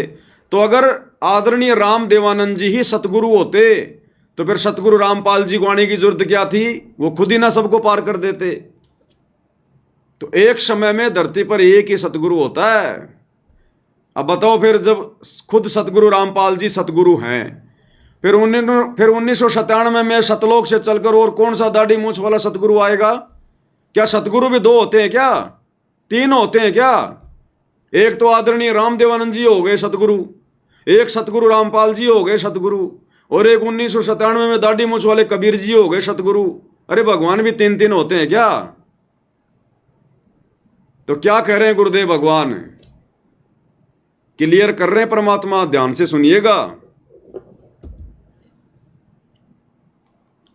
कौन ब्रह्मा का पिता है, ये 18 पुराण पढ़ते हैं, आज तक ये नहीं मालूम कि कौन ब्रह्मा का पिता है, कौन विष्णु की मां, शंकर का दादा कौन है। कोई तो जो बता। अब तो सभी बता देंगे, क्योंकि ये ज्ञान इस दास के द्वारा परमात्मा ने प्रकट करवा दिया। लेकिन आज से, जब से ये दास ये कथा सुनाने लगा है, सत्संग करने लगा, उससे पहले का कोई व्यक्ति बता के दिखा दो, हम मान जाएंगे वो कोई। क्या कह रहे हैं गुरुदेव? कौन ब्रह्मा का पिता है, कौन विष्णु की मां, शंकर का दादा कौन है, हमको दे बता। तो सतगुरु रामपाल जी कह रहे हैं कि अब तो हर कोई बता देगा, क्योंकि दास 1993 से बता रहा है, समझा रहा है, अब तो हर कोई बता देगा। लेकिन गुरुदेव कह रहे इस दास से पहले का कोई व्यक्ति, कोई संत बता के बताओ, एक का भी नाम बताओ जिसको पता हो कि ब्रह्मा का पिता कौन है, विष्णु की माता कौन है, शंकर का दादा कौन है। क्या कह रहे हैं गुरुदेव? शब्दों पे ध्यान देना। इस दास से पहले का कोई संत बताओ। तो सतगुरु रामपाल जी से पहले वाले संत तो भाई उनके गुरुजी थे। अरे सतगुरु रामपाल जी से पहले तो उनके गुरुजी थे ना संत। तो गुरुजी ने तो उनको भी रिजेक्ट कर दिया कि इससे पहले का कोई संत बताओ, तब हम मान जाएंगे। और सतगुरु ने कह दिया तो कह दिया, फिर कोई नहीं हो सकता। तो क्लियर कर दिया गुरुदेव ने कि इस दास से पहले का कोई संत बताओ जो ये बातें जानता हो, जो ये तत्व ज्ञान जानता हो। तो गुरुदेव ने खुद अपने गुरुजी को भी रिजेक्ट कर दिया, क्योंकि गुरुजी से पहले तो संत उनके गुरुजी थे ना, उनको भी रिजेक्ट कर दिया ये कह के कि इस दास से पहले का कोई संत बताओ, हम मान जाएंगे। अब बताओ भाई और बहनों, फिर दादा गुरुजी के पास में सार नाम कहां से आ गया, सार शब्द कहां से आ गया? भाई जिनको ज्ञान संपूर्ण नहीं, जिनको ज्ञान पूरा नहीं, उनके पास में सार शब्द कहां से आ जाएगा? इसलिए दास बार बार कहता है, हमारे दादा गुरुजी को स्वयं सतगुरु रामपाल जी ने सार नाम दिया, सार शब्द दिया। उनके पास में नहीं था सार नाम, सार शब्द। जो गुरुदेव अपने आप को छुपा के कहते हैं ना कि मेरे पूज्य गुरुदेव जी ने मुझे सार नाम दिया, अरे उनको तो ज्ञान भी पूरा नहीं था, खुद गुरुजी रिजेक्ट कर रहे हैं। और जिसके पास ज्ञान पूरा नहीं हो उसके पास में सार नाम कहां से आ जाएगा? तो ये परमात्मा स्वयं सार शब्द है। इनको किसी से सार शब्द लेने की जरूरत नहीं पड़ती, ये स्वयं जगत गुरु है। अरे हम गुरु जी को जगत गुरु कहते हैं ना, तो जगत गुरु कौन होता है? जगत गुरु वो नहीं होता जो किसी को गुरु बना के पहले ज्ञान ले, फिर आगे ज्ञान समझाए और जगत गुरु की उपाधि प्राप्त करे। फिर वो काहे का जगत गुरु? अरे फिर काहे का जगत गुरु? फिर जगत गुरु तो वो हो गया जिससे सतगुरु रामपाल जी ने ज्ञान लिया, यानी आदरणीय रामदेवानंद जी हो गए जगत गुरु। जगत गुरु परमेश्वर को कहा जाता है। जाति हमारी जगत गुरु, परमेश्वर है पंथ, और गरीब दास लिखित पड़े मेरा नाम निरंजन कंत। तो जगत गुरु वो होता है जो जगत को ज्ञान देता है, ना कि जगत वालों से ज्ञान लेके फिर आगे ज्ञान देता है। तो नादानों, हम जो अपने गुरुदेव को जगत गुरु कह रहे हैं ना, तो जगत गुरु की भी परिभाषा हमें अच्छे से समझ में आनी चाहिए। जगत गुरु कभी किसी को गुरु बना के उससे ज्ञान लेके फिर आगे जगत गुरु नहीं कहलाता। इससे स्पष्ट होता है कि सतगुरु रामपाल जी ने केवल अपना मुंह बोला गुरु बनाया था उनको, आदरणीय रामदेवानंद जी को। उनके पास में कोई सार नाम, कोई सार शब्द नहीं था। उनको तो खुद सार नाम की भूख थी, भूख। सतनाम भी नहीं था उनके पास में, सतनाम भी। उनको सतनाम भी सतगुरु रामपाल जी ने दिया।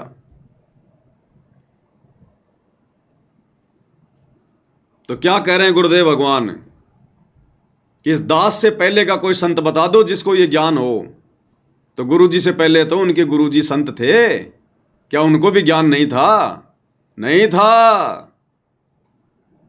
केवल परमात्मा ने उनको निमित्त बना रखा था। आदरणीय गरीबदास जी से लेकर आगे धीरे धीरे धीरे धीरे इस पंथ को यहां तक लेकर आना, ये कड़ी से ये कड़ी जोड़ना, गुरु परंपरा को बनाए रखना। अन्यथा ये दूसरे नकली ये पंथ वाले, ये कबीर पंथी, ये सतगुरु रामपाल जी को बोलने नहीं देते कि कहां है तुम्हारी गुरु परंपरा, कब से चली आ रही है तुम्हारी ये गुरु आई। संत रामपाल जी तो निगुरा है। आप और हमारे मन में सौ सौ शंका पैदा कर देते। इसलिए सतगुरु रामपाल जी ने उस प्यारी आत्मा को, आदरणीय राम देवानंद जी को खाली निमित्त बनाया। 12वें पंथ में गुरु पदवी देकर, संत की पदवी देकर, और अपनी वाणी के अनुसार फिर 12वें पंथ में उनको स्वयं आना था तो स्वयं चलकर आ गए सतगुरु रामपाल जी, और सारे अधिकार छीन लिए फिर उनसे कि प्यारी आत्मा तेरा काम पूरा हुआ, अब आप आराम करो, विश्राम करो, बैठ के भक्ति करो, जो आपको नाम दे दिया सतनाम सारनाम। अरे गुरुदेव ने कहा ना कि सन 1994 से पहले इस दास ने एक आदि आत्मा को सार नाम दिया था, वो भी आपको सुनाएंगे सत्संग अभी। वो एक आदि आत्मा वही थी, आदरणीय राम देवानंद जी। तुम्हारे दाढ़ी मूछ वाले कबीर जी के 1997 में सतगुरु रामपाल जी से मिलने से पहले तो सतगुरु रामपाल जी ने सार नाम भी दे दिया था दादा गुरु जी को। वो आगे दिखाएंगे आपको, पहले ये सुनो इसमें क्या कह रहे हैं गुरुदेव कि कौन ब्रह्मा का पिता है, कौन विष्णु की मां, शंकर का दादा कौन है, हमको दे बता। अब गुरुदेव कह रहे अब तो हर कोई बता देगा इस दास से सुनकर। इस दास से पहले का कोई संत बताओ तो मान जाएंगे हम। तो दादा गुरु जी भी रिजेक्ट कर दिए गुरुदेव ने, रिजेक्ट, कि उनको भी मूल ज्ञान नहीं था। संत था यहाँ पर। कौन ब्रह्मा का पिता है, ये 18 पुराण पढ़ते हैं, आज तक ये नहीं मालूम कि कौन ब्रह्मा का पिता है, कौन विष्णु की मां, शंकर का दादा कौन है।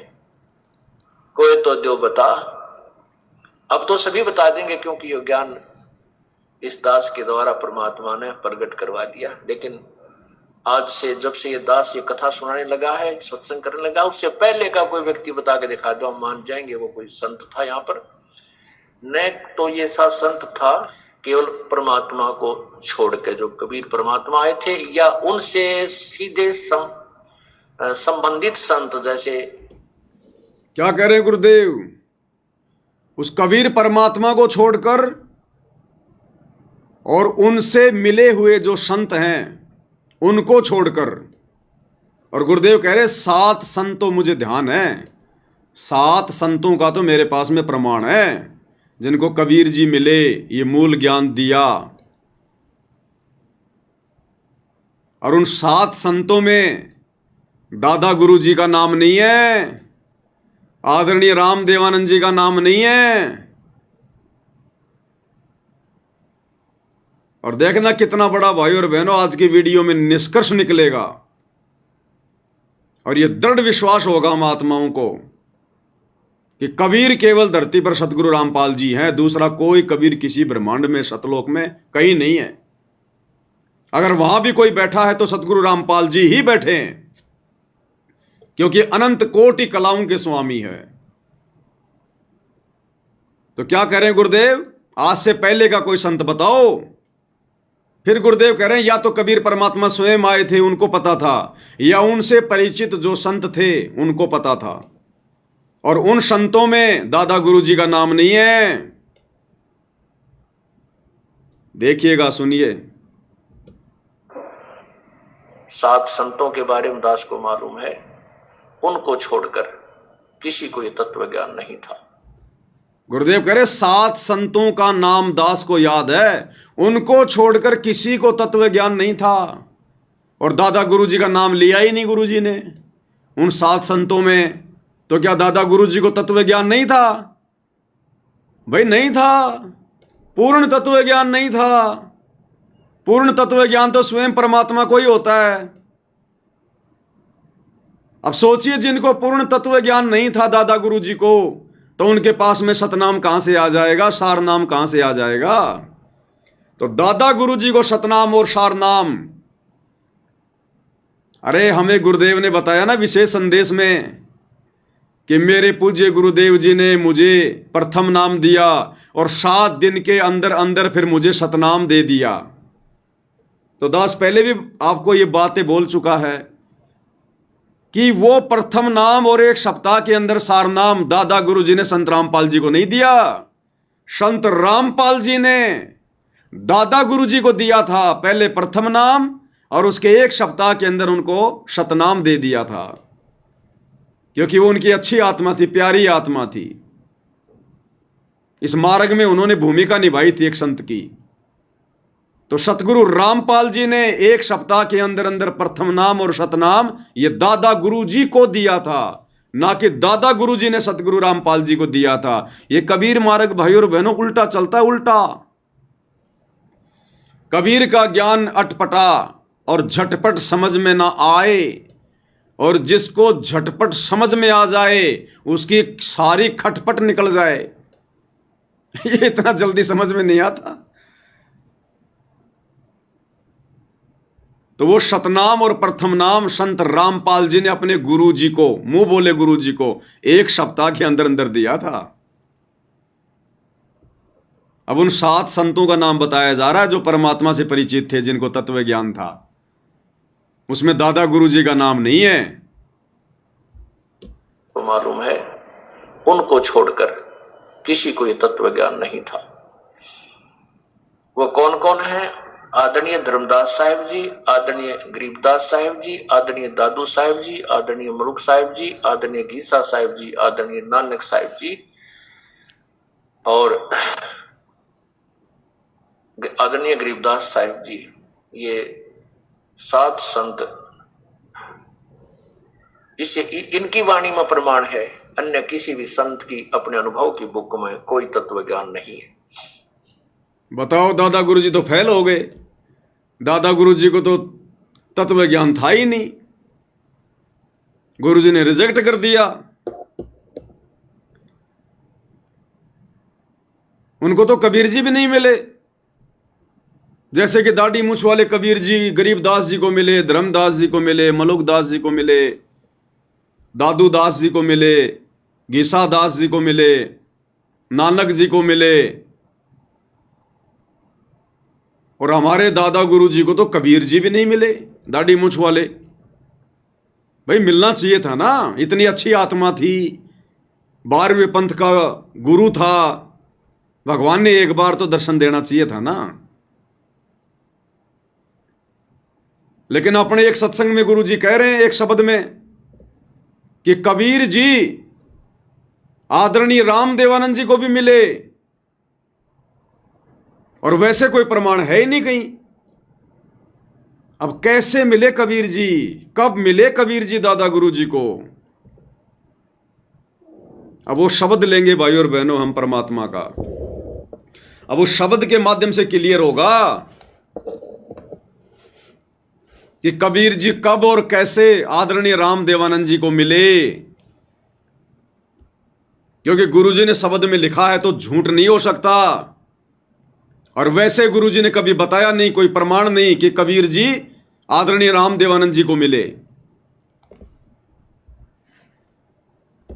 तो एक शब्द के माध्यम से देखना भाई और बहनों कितना क्लियर होगा आज गुरुदेव भगवान के आशीर्वाद से। और शतलोक और कौन सा शब्द है?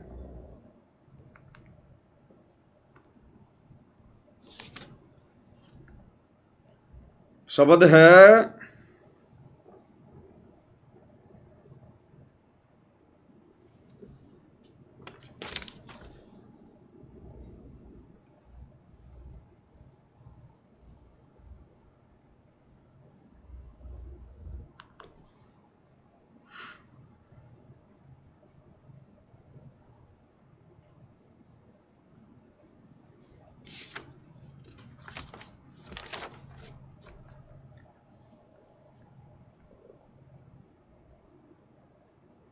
तुम कर दो पल में पार हो जा रजा थारी।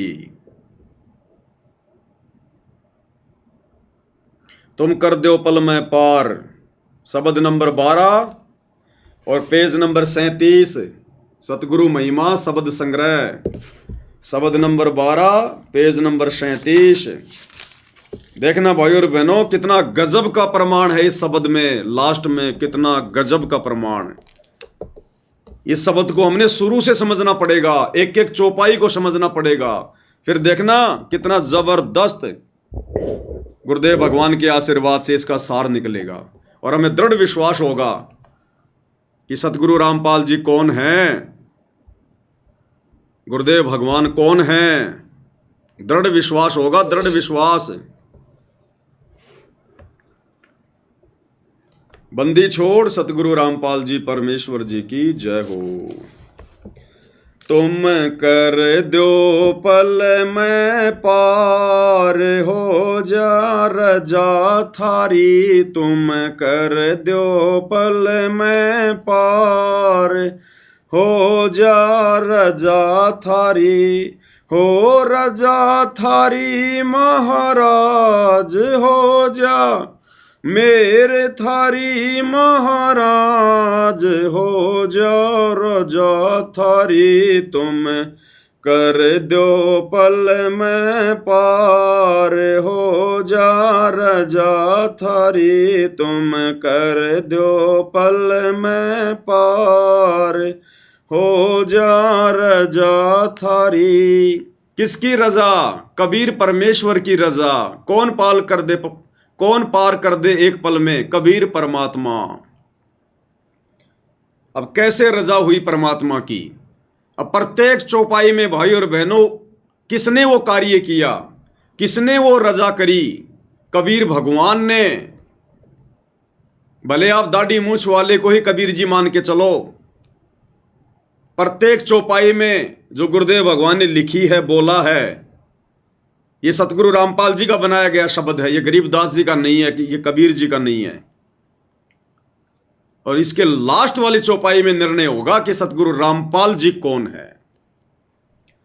काल कष्ट से जीव दुखी, सुन मन तुमरे तृष आया के नाम। सत्यलोक को छोड़ के सतगुरु काल लोक में आया के ना। भाई काल कष्ट से जीव दुखी, सुन मन तुमरे तृष आया के ना। सत्यलोक को छोड़ के सतगुरु काल लोक में आया के ना। तपत शिला पे जीव जड़े थे, उनको देख दुख पाया के ना। वहाँ खूब हुई तकरार, निरंजन गैल थारी। वहाँ खूब हुई तकरार, निरंजन गैल थारी। तुम कर दो पल में पार, हो जा रजा थारी। तुम कर दो पल में पार, हो जा रजा थारी। पहली चौपाई, काल कष्ट से जीव दुखी, सुन मन तुमरे तृष आया के ना। कि इस काल के लोक में जीवों को दुखी देखकर परमात्मा आपको पीड़ा हुई या नहीं हुई? तो काल लोक में हम जीवात्माओं को दुखी देखकर किसको पीड़ा हुई? कबीर जी को पीड़ा हुई। और सत्यलोक को छोड़ के सतगुरु काल लोक में आया कि ना। फिर सतलोक को छोड़ के काल लोक में कौन आया? कबीर जी। प्रत्येक चौपाई में कबीर की महिमा है, ध्यान रखना भाई और बहनों। तपतशिला पर जीव जड़े थे, उनको देख दुख पाया कि ना। तपतशिला पर अपनी आत्माओं को काल के द्वारा भूनकर खाता हुआ देखकर, और फिर कौन आया, कौन दुखी हुआ? कबीर जी। और वहां खूब हुई तकरार, निरंजन गैल तेरी। और निरंजन यानी काल के साथ में तकरार किसकी हुई? कबीर जी की। दूसरी चौपाई,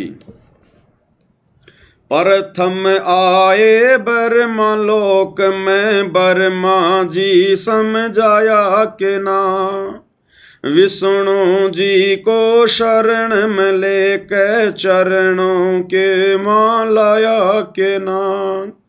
प्रथम आए ब्रह्मा लोक में ब्रह्मा जी समझाए के ना। विष्णु जी को शरण में लेके चरणों के मालाए के नाम। शिव शंकर को शिष्य बना के सोहम नाम सुनाया के ना।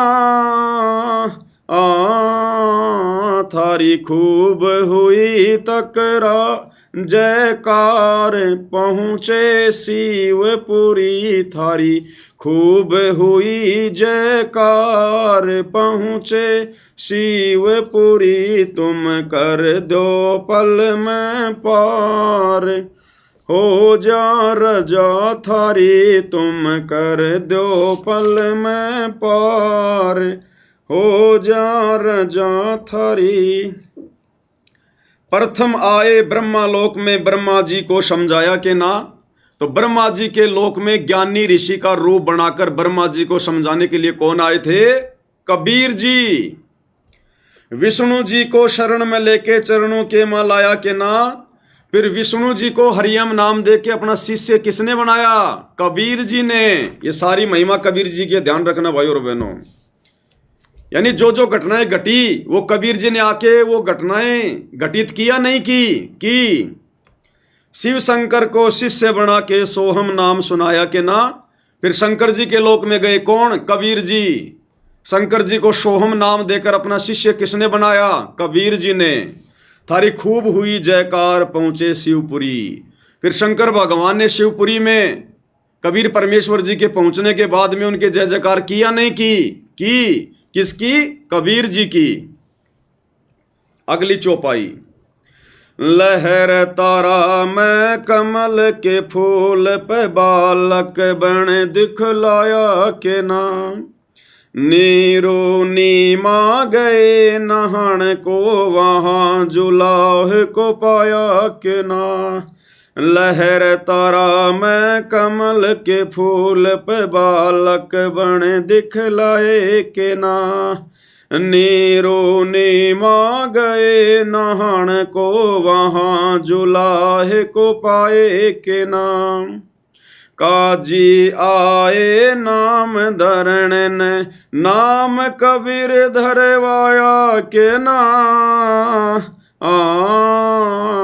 तुम पूर्ण ब्रह्म करतार बन गे कबीर हरि। तुम पूर्ण ब्रह्म करतार बन गे कबीर हरि। तुम कर दो पल में पार हो जा रजा थारी। तुम कर दो पल में पार हो जा रजा थारी।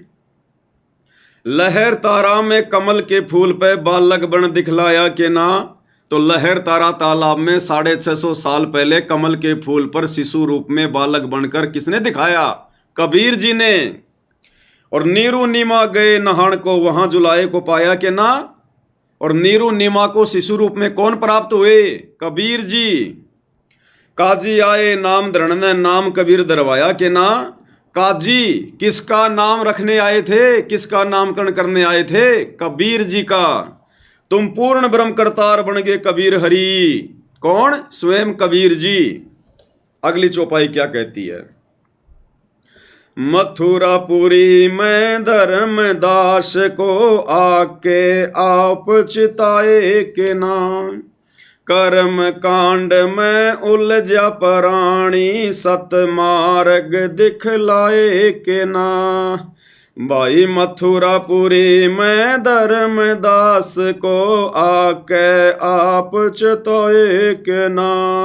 कर्म कांड में उलझा प्राणी सतमार्ग दिखलाए के नाम।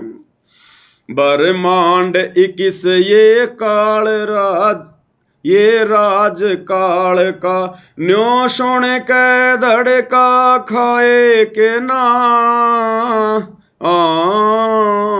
तुमने दे दिया शब्द सार गीता दूर दरी, तुमने दे दिया शब्द सार गीता दूर दरी, तुम कर दो पल में पार हो जा रजा थारी, तुम कर दो पल में पार हो जा रजा थारी। मथुरापुरी में धर्मदास को आके आप चिताए कि ना, तो मथुरापुरी में जिंदा बाबा का रूप बनाकर धर्मदास जी को किसने चेताया? कबीर जी ने। कर्म कांड में उलझा प्राणी सतमार्ग दिखलाए कि ना, उस कर्म कांड में उलझे हुए धर्मदास जी को सतमार्ग सत ज्ञान देकर किसने बताया, किसने सुलझाया? कबीर जी ने। ध्यान रखना, सारी महिमा कबीर जी की है। और ब्रह्मांड 21 ये काल राज का न्यू सुनकर धड़का खाया कि ना, जब धर्मदास को इस बात का पता चला कि ये तो 21 ब्रह्मांड काल का राज है, तो ये बात सुनकर धर्मदास का दिल धक से हुआ कि नहीं हुआ? किसकी बातें सुनकर? कबीर जी की। और तुमने दे दिया शब्द सार गीता दूर धरी, और बिना गीता को हाथ लगाए धर्मदास जी को गीता जी का सार किसने बताया? कबीर जी ने। अगली वाणी, रामानंद योग में उलझे शिष होकर सुलझाया क्यों ना, सुपच सुदर्शन को शरण में लेकर अपने वचन निभाए के ना, रामानंद योग में उलझे शिष होकर सुलझाया के ना, सुपच सुदर्शन को शरण में लेकर अपने वचन निभाए के ना, सुपच के मात पिता नीरू नीमा वो बेटा बन मुक्ताया के ना, जीवा दत्ता की सूखी डार कर दी हरी भरी, जीवा दत्ता की सूखी डार कर दी हरी भरी, तुम कर दो पल में पार हो जा, तुम कर दो पल में पार हो जा रजा थारी। क्या कह रहे परमात्मा? रामानंद योग में उलझे शिष होकर सुलझाया के ना। मात्र 5 वर्ष की लीलामय आयु में पंडित रामानंद जी को और उनका शिष्य बनकर, मुंह बोला शिष्य बनकर, और पंडित रामानंद जी को किसने समझाया? कबीर जी ने। सुपच सुदर्शन को शरण में लेकर अपने वचन निभाए के ना, सुपच सुदर्शन को शरण में लेकर अपने वचन निभाए के ना। किसने? कबीर जी ने। सुपच सुदर्शन के माता पिता को अपने शरण में लेके और सुपच के साथ द्वापर में किया गया वचन किसने निभाया? कबीर जी ने। सुपच के माता पिता नीरू नीमा वो बेटा बन मुक्ताया के ना। सुपच सुदर्शन के माता पिता ही इस कलयुग में, कलयुग के प्रथम चरण में नीरू नीमा के रूप में आए थे। तो वो अपना वचन जो सुपच को दिया था द्वापर में कि तेरे माता पिता को मैं जरूर पार करूंगा, अपनी शरण में लूंगा, वो वचन किसने निभाया? कबीर जी ने। और जीवा दत्ता की सूखी डार कर दी हरी भरी। अब जीवा दत्ता की गुजरात के भरूच में सूखी डार चरना अमृत डालते ही किसने हरी भरी करी? कबीर जी ने। सारी महिमा कबीर जी की है, ध्यान रखना। बलक बुखार में संत कैद किए आके आप छुड़ाए के ना। महल पे ऊंट और महल सरा कही सुन के चाकर खाए के ना। बलक बुखार में संत कैद किए आके आप छुड़ाए के ना। महल पे ऊंट और महल सरा कही सुन के चाकर खाए के ना। बांधी होकर सेज बिछाई तन 3 कोरड़े खाए के ना। तुम नर से बन गे नार ओड्या चीर जरी। तुम नर से बन गे नार, ओढ़ा चीर जड़ी, तुम कर दो पल में पार, हो जा रजा थारी, तुम कर दो पल में पार, हो जा रजा थारी। क्या कह रहे हैं? बलक बुखारे में संत कैद किए, आके आप छुड़ाए के ना। बलक बुखारे के बादशाह इब्राहिम सुल्तान ने 300 संतों को जेल में कैद किया हुआ था। वहां जाकर किसने छुड़ाया? कबीर जी ने। महल पे ऊंट और महल सरा कही, सुन के चक्कर खाए के ना। जब कबीर परमात्मा एक ऊंटवान बनकर, रबारी बनकर बलक बुखारे बादशाह के महल की छत पर जाकर लठ बजाने लगे, संतरी उसे पकड़कर नीचे लेकर आए और पूछा, भाई तू कौन है? बोला, महाराज मैं रबारी हूं, ऊंट वाला हूं, मेरा ऊंट खो गया, मैंने सोचा कहीं आपकी छत पे ना गया हो। उसके बाद परमात्मा वहां से अंतर्ध्यान हो गए, बलक बुखारे को चक्कर आ गए, बेहोश हो गया। ये लीला किसने की? कबीर जी ने। बांदी होकर सेज बिछाई, तन 3 कोरड़े खाए के ना।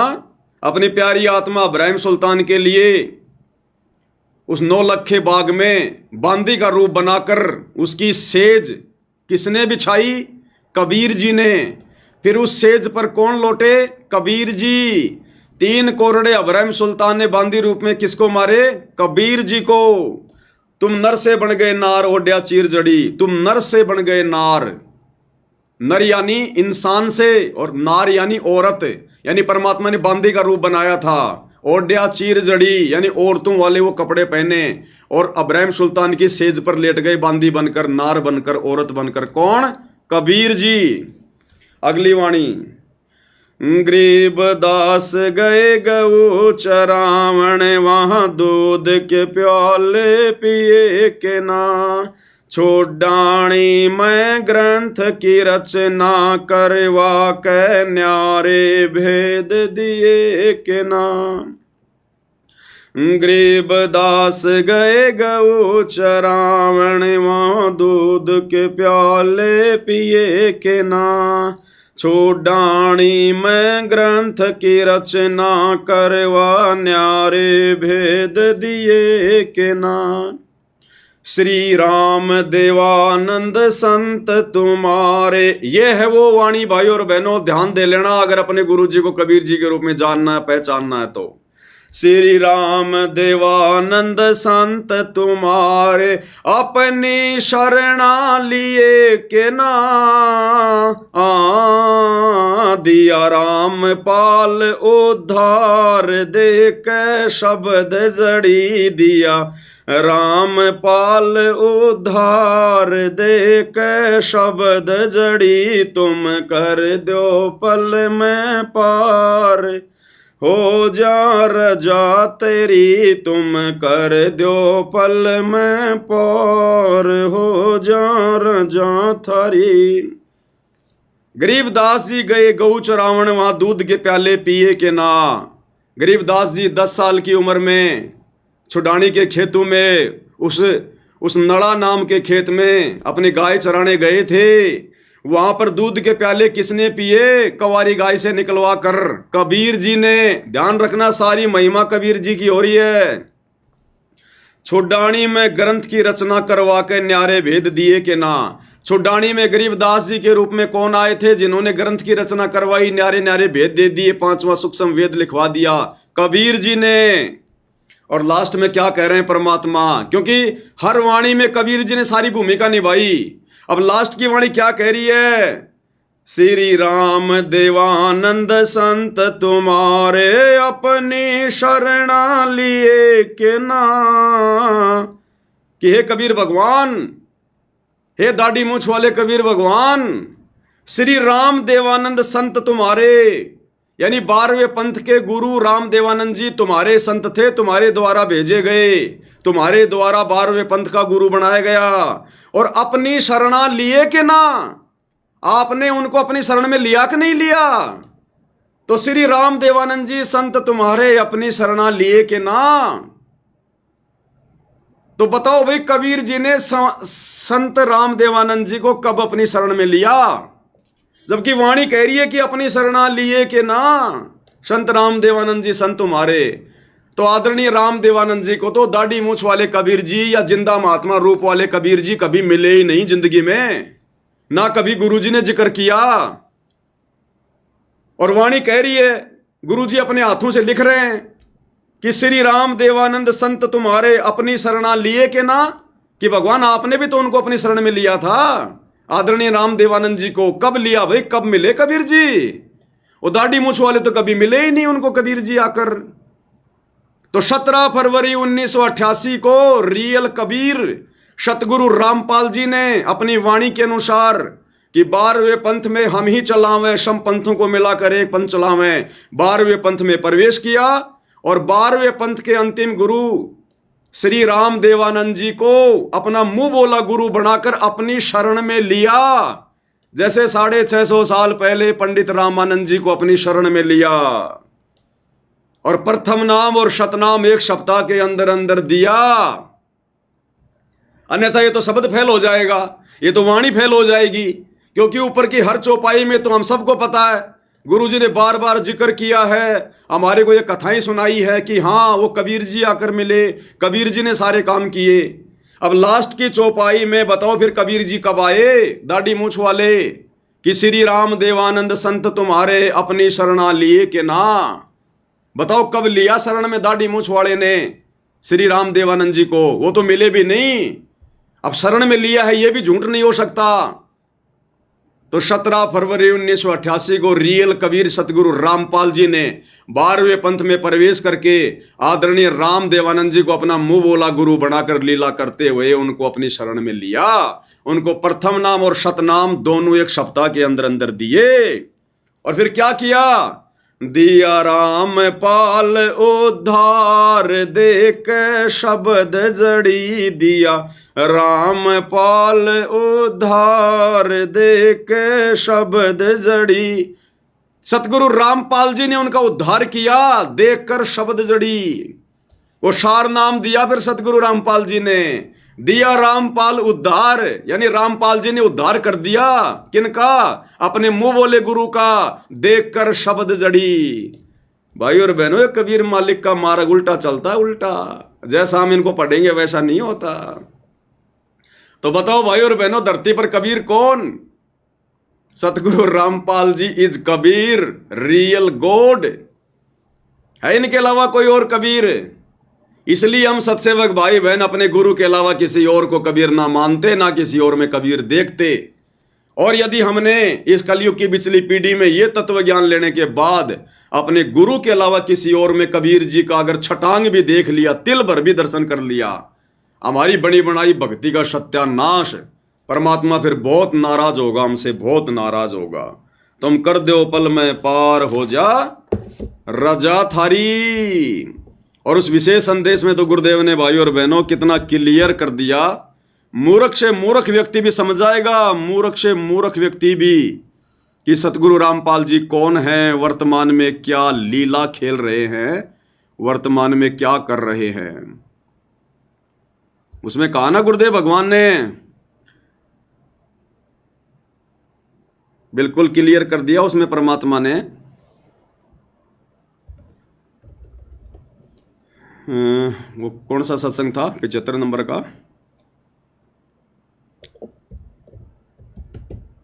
प्रकट है, गुरुदेव ने क्लियर किया उसमें विशेष संदेश में।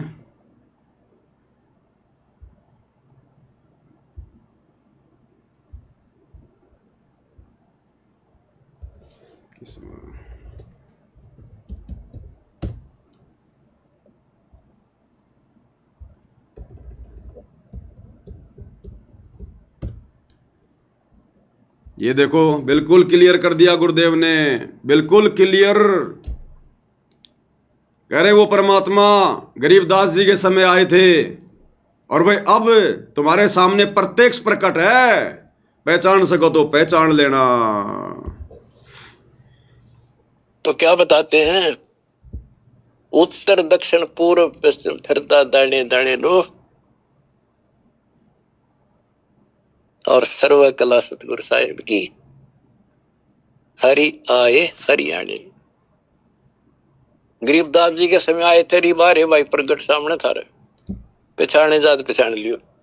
गरीबदास जी के समय आए थे री बारे भाई प्रगट सामने थारे पहचाने जात पहचान लियो। गरीबदास जी के समय आए थे री बारे भाई प्रगट सामने थारे पहचाने जात पहचान लियो। गरीबदास जी के समय आए थे। कौन आए थे गरीबदास जी के समय? जिंदा बाबा। कौन जिंदा बाबा? कबीर जी। तो क्या कह रहे हैं गुरुदेव कि गरीबदास जी के समय आए थे भाई, और ये बारे थारे सामने प्रत्यक्ष प्रकट। अब कहां है वो जिंदा बाबा प्रत्यक्ष प्रकट? कहां है वो दाढ़ी मूंछ वाला कबीर जो गरीबदास जी का गुरु था? तो क्या गुरु जी झूठ बोल रहे हैं क्या? नहीं, अपने लिए संकेत कर रहे हैं कि गरीबदास जी के समय आए थे और ये बारे भाई थारे सामने प्रत्यक्ष प्रकट। तो वर्तमान में प्रत्यक्ष प्रकट कौन है धरती पर? दाढ़ी मूंछ वाला नहीं है, सतगुरु रामपाल जी हैं। तो कौन हुए सतगुरु रामपाल जी? गरीबदास जी के गुरु। गरीबदास जी के गुरु कौन थे? जिंदा महात्मा। जिंदा महात्मा की भूमिका कौन करता है? कबीर जी। तो कौन हुए वर्तमान में प्रत्यक्ष प्रकट? सतगुरु रामपाल जी, स्वयं कबीर परमात्मा। अब भाई और बहनों, हम गधे नहीं है जो परमात्मा बिल्कुल खुल के कह देगा कि मैं ही कबीर हूं। ये कबीर पंथी कोई 50 मुकदमे लगा देंगे, 50 मुकदमे, कि अपने आप को कबीर कह रहा है। इसलिए परमात्मा ने बहुत सोच समझ के आप और हम तक ये ज्ञान आगे ये पहुंचाना होता है। और ये फिर अनमोल तत्व ज्ञान क्यों दिया गुरुदेव ने? ये सृष्टि का सर्वश्रेष्ठ ज्ञान, मक्खन ज्ञान, ये मक्खन ज्ञान क्यों दिया गुरुदेव ने? अपनी पहचान करवाने के लिए। हम जानवर नहीं हैं, इंसान हैं, और इंसानों में भी सर्वश्रेष्ठ इंसान, सर्वबुद्धिमान इंसान, ये वैज्ञानिक, राष्ट्रपति, प्रधानमंत्री, ये साइंटिस्ट वगैरह, मंगल ग्रह पे जाने वाले, ये विद्वान नहीं है। विद्वान वो है जो आध्यात्मिक ज्ञान में, जिसकी बुद्धि आध्यात्मिक ज्ञान में काम कर रही है, जिसने भगवान को पहचान लिया, भक्ति को पहचान लिया, जो अपनी आत्मा का कल्याण करवाने के लिए आगे बढ़ रहा है, वो है बुद्धिमान। अरे साइंटिस्ट बनकर भी जो गधा बनने के लिए काल की भक्ति करके आगे बढ़ रहा है, वो काहे का विद्वान है? उसके बाद भी नहीं पहचानेंगे क्या हम? तो इस कलयुग की पिछली पीढ़ी में अगर किसी ने अपने गुरु को मानुष माना, और मानुष मानने की सबसे बड़ी पहचान है गुरु के रहते सहते वर्तमान में उस दाढ़ी मूंछ वाली कबीर की मुर्दा फोटो को परमात्मा मान के पूजना, अपने घर पर दरबार में रखना, उसके आगे दंडोत करना, जोत जलाना, या घर की दीवारों पे टांग कर रखना, अपने गाड़ी घोड़ों में लगा के रखना, अपने लॉकेट में डाल के रखना, या जून में उसका कबीर प्रगट दिवस मनाना, या जरा भी उसमें आस्था रखना, जरा भी तिल भर भी अगर आस्था रही, तो वो व्यक्ति सतगुरु रामपाल जी से उपदेश लेने के बाद भी, सार नाम सार शब्द लेने के बाद भी, वो है बिल्कुल मंद बुद्धि आदमी, मां मूर्ख आदमी। फिर उसको 2 कोटि का ज्ञान नहीं है। उसको बिल्कुल क्लियर कर दिया गुरुदेव ने, स्पष्ट कह रहे हैं, और फिर भी समझ में नहीं आ रही। इसका मतलब बुद्धि पे काल बैठा, काल, इसको कहते हैं काल प्रेरणा। काल ने कहा था ना, जाओ जोग जीत संसारा, जीव न माने कहा तुम्हारा, कि आप कितनी कोशिश कर लेना, मैं उनकी बुद्धि पे बैठा रहूंगा जो आपको परमात्मा मान के नहीं पूजेगा, जो गुरु को भगवान मान के नहीं पूजेगा, मैं उसकी बुद्धि पे बैठा रहूंगा, उसके घट में समाया रहूंगा, सदबुद्धि आने नहीं दूंगा। और वही हो रहा है भाई और बहनों, देख लो, काल ने पूरी तरह से जकड़ रखा है इन सतलोक आश्रमों से जुड़ी हुई संगत को, पूरी तरह से। तो कितनी बड़ी मेहरबानी, कितनी बड़ी दया, कितनी बड़ी विशेष रजा गुरुदेव भगवान की आप और हम सतसेवकों के ऊपर, जो गुरुदेव ने इस घोर कलयुग में अपनी पहचान करवाई, जहां धर्मदास भी चक्कर में पड़ गया था कि भगवान आपको कैसे पहचानेंगे, आप कैसे उनको पार करोगे? तो परमात्मा बोले, भाई ये मेरा काम है। जिनका वापस सतलोक जाने का समय आ जाएगा, वो मेरे संकेतों को समझने लग जाएंगे। तो आज गुरुदेव के संकेतों को कौन समझ रहा है? केवल सतसेवक भाई बहन। इसलिए भाई बहनों, ये साध संगति सतलोक के लिए गुरुदेव भगवान का ट्रेनिंग सेंटर है, और यही परमेश्वर का यथार्थ 13वां कबीर पंथ है। यानी जो भक्ति विधि परमात्मा आप और हम सभी दो कोटि के जीवों से करवा रहे हैं, स्वयं को परमेश्वर मनवा कर, आने वाले समय में पूरा विश्व यदि इसी प्रकार से करेगा तो मुक्ति प्राप्त करेगा, और कोई जरिया नहीं है दूसरा। और आप और हम भाई बहन समय रहते, समय से पहले परमेश्वर को समझ गए, उन्हीं के आशीर्वाद से। बाकी तो हम भी दो कोटि के जीव हैं, इस भगवान को कोई पहचान नहीं सकता जब तक ये भगवान खुद अपनी रजा ना करे। और रजा उन्हीं पे करेगा जिनका भाई धर्मराज के कागजों में अब की बार लास्ट जन्म होगा, अंतिम जन्म होगा, उन्हीं पे रजा होगी। ये दिमाग इतना उन्हीं का खुलेगा, नहीं तो काल ने बिल्कुल पता नहीं हजारों ताले लगा रखे बुद्धि के, हजारों ताले, एक खोल लोगे, दो खोल लोगे, 10 खोल लोगे, हजारों कैसे खुलेंगे। तो भाइयों बहनों, बहुत बड़ी रजा, बहुत बड़ी मेहर है, और ये मेहर इसी प्रकार से हम बना के रखें गुरुदेव भगवान की अपने शीश पर, तब बात बनेगी। तो भाइयों बहनों, आज की सतगुरु महिमा में केवल इतना ही। धीरे धीरे आगे बढ़ेंगे हम। तो गुरुदेव भगवान हम सबके ऊपर दया बना के रखें, मेहर बना के रखें, अपना आशीर्वाद बना के रखें। आज के वीडियो में केवल इतना ही।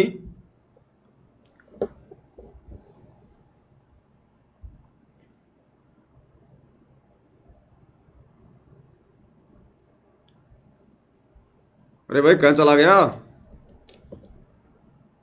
सत साहिब?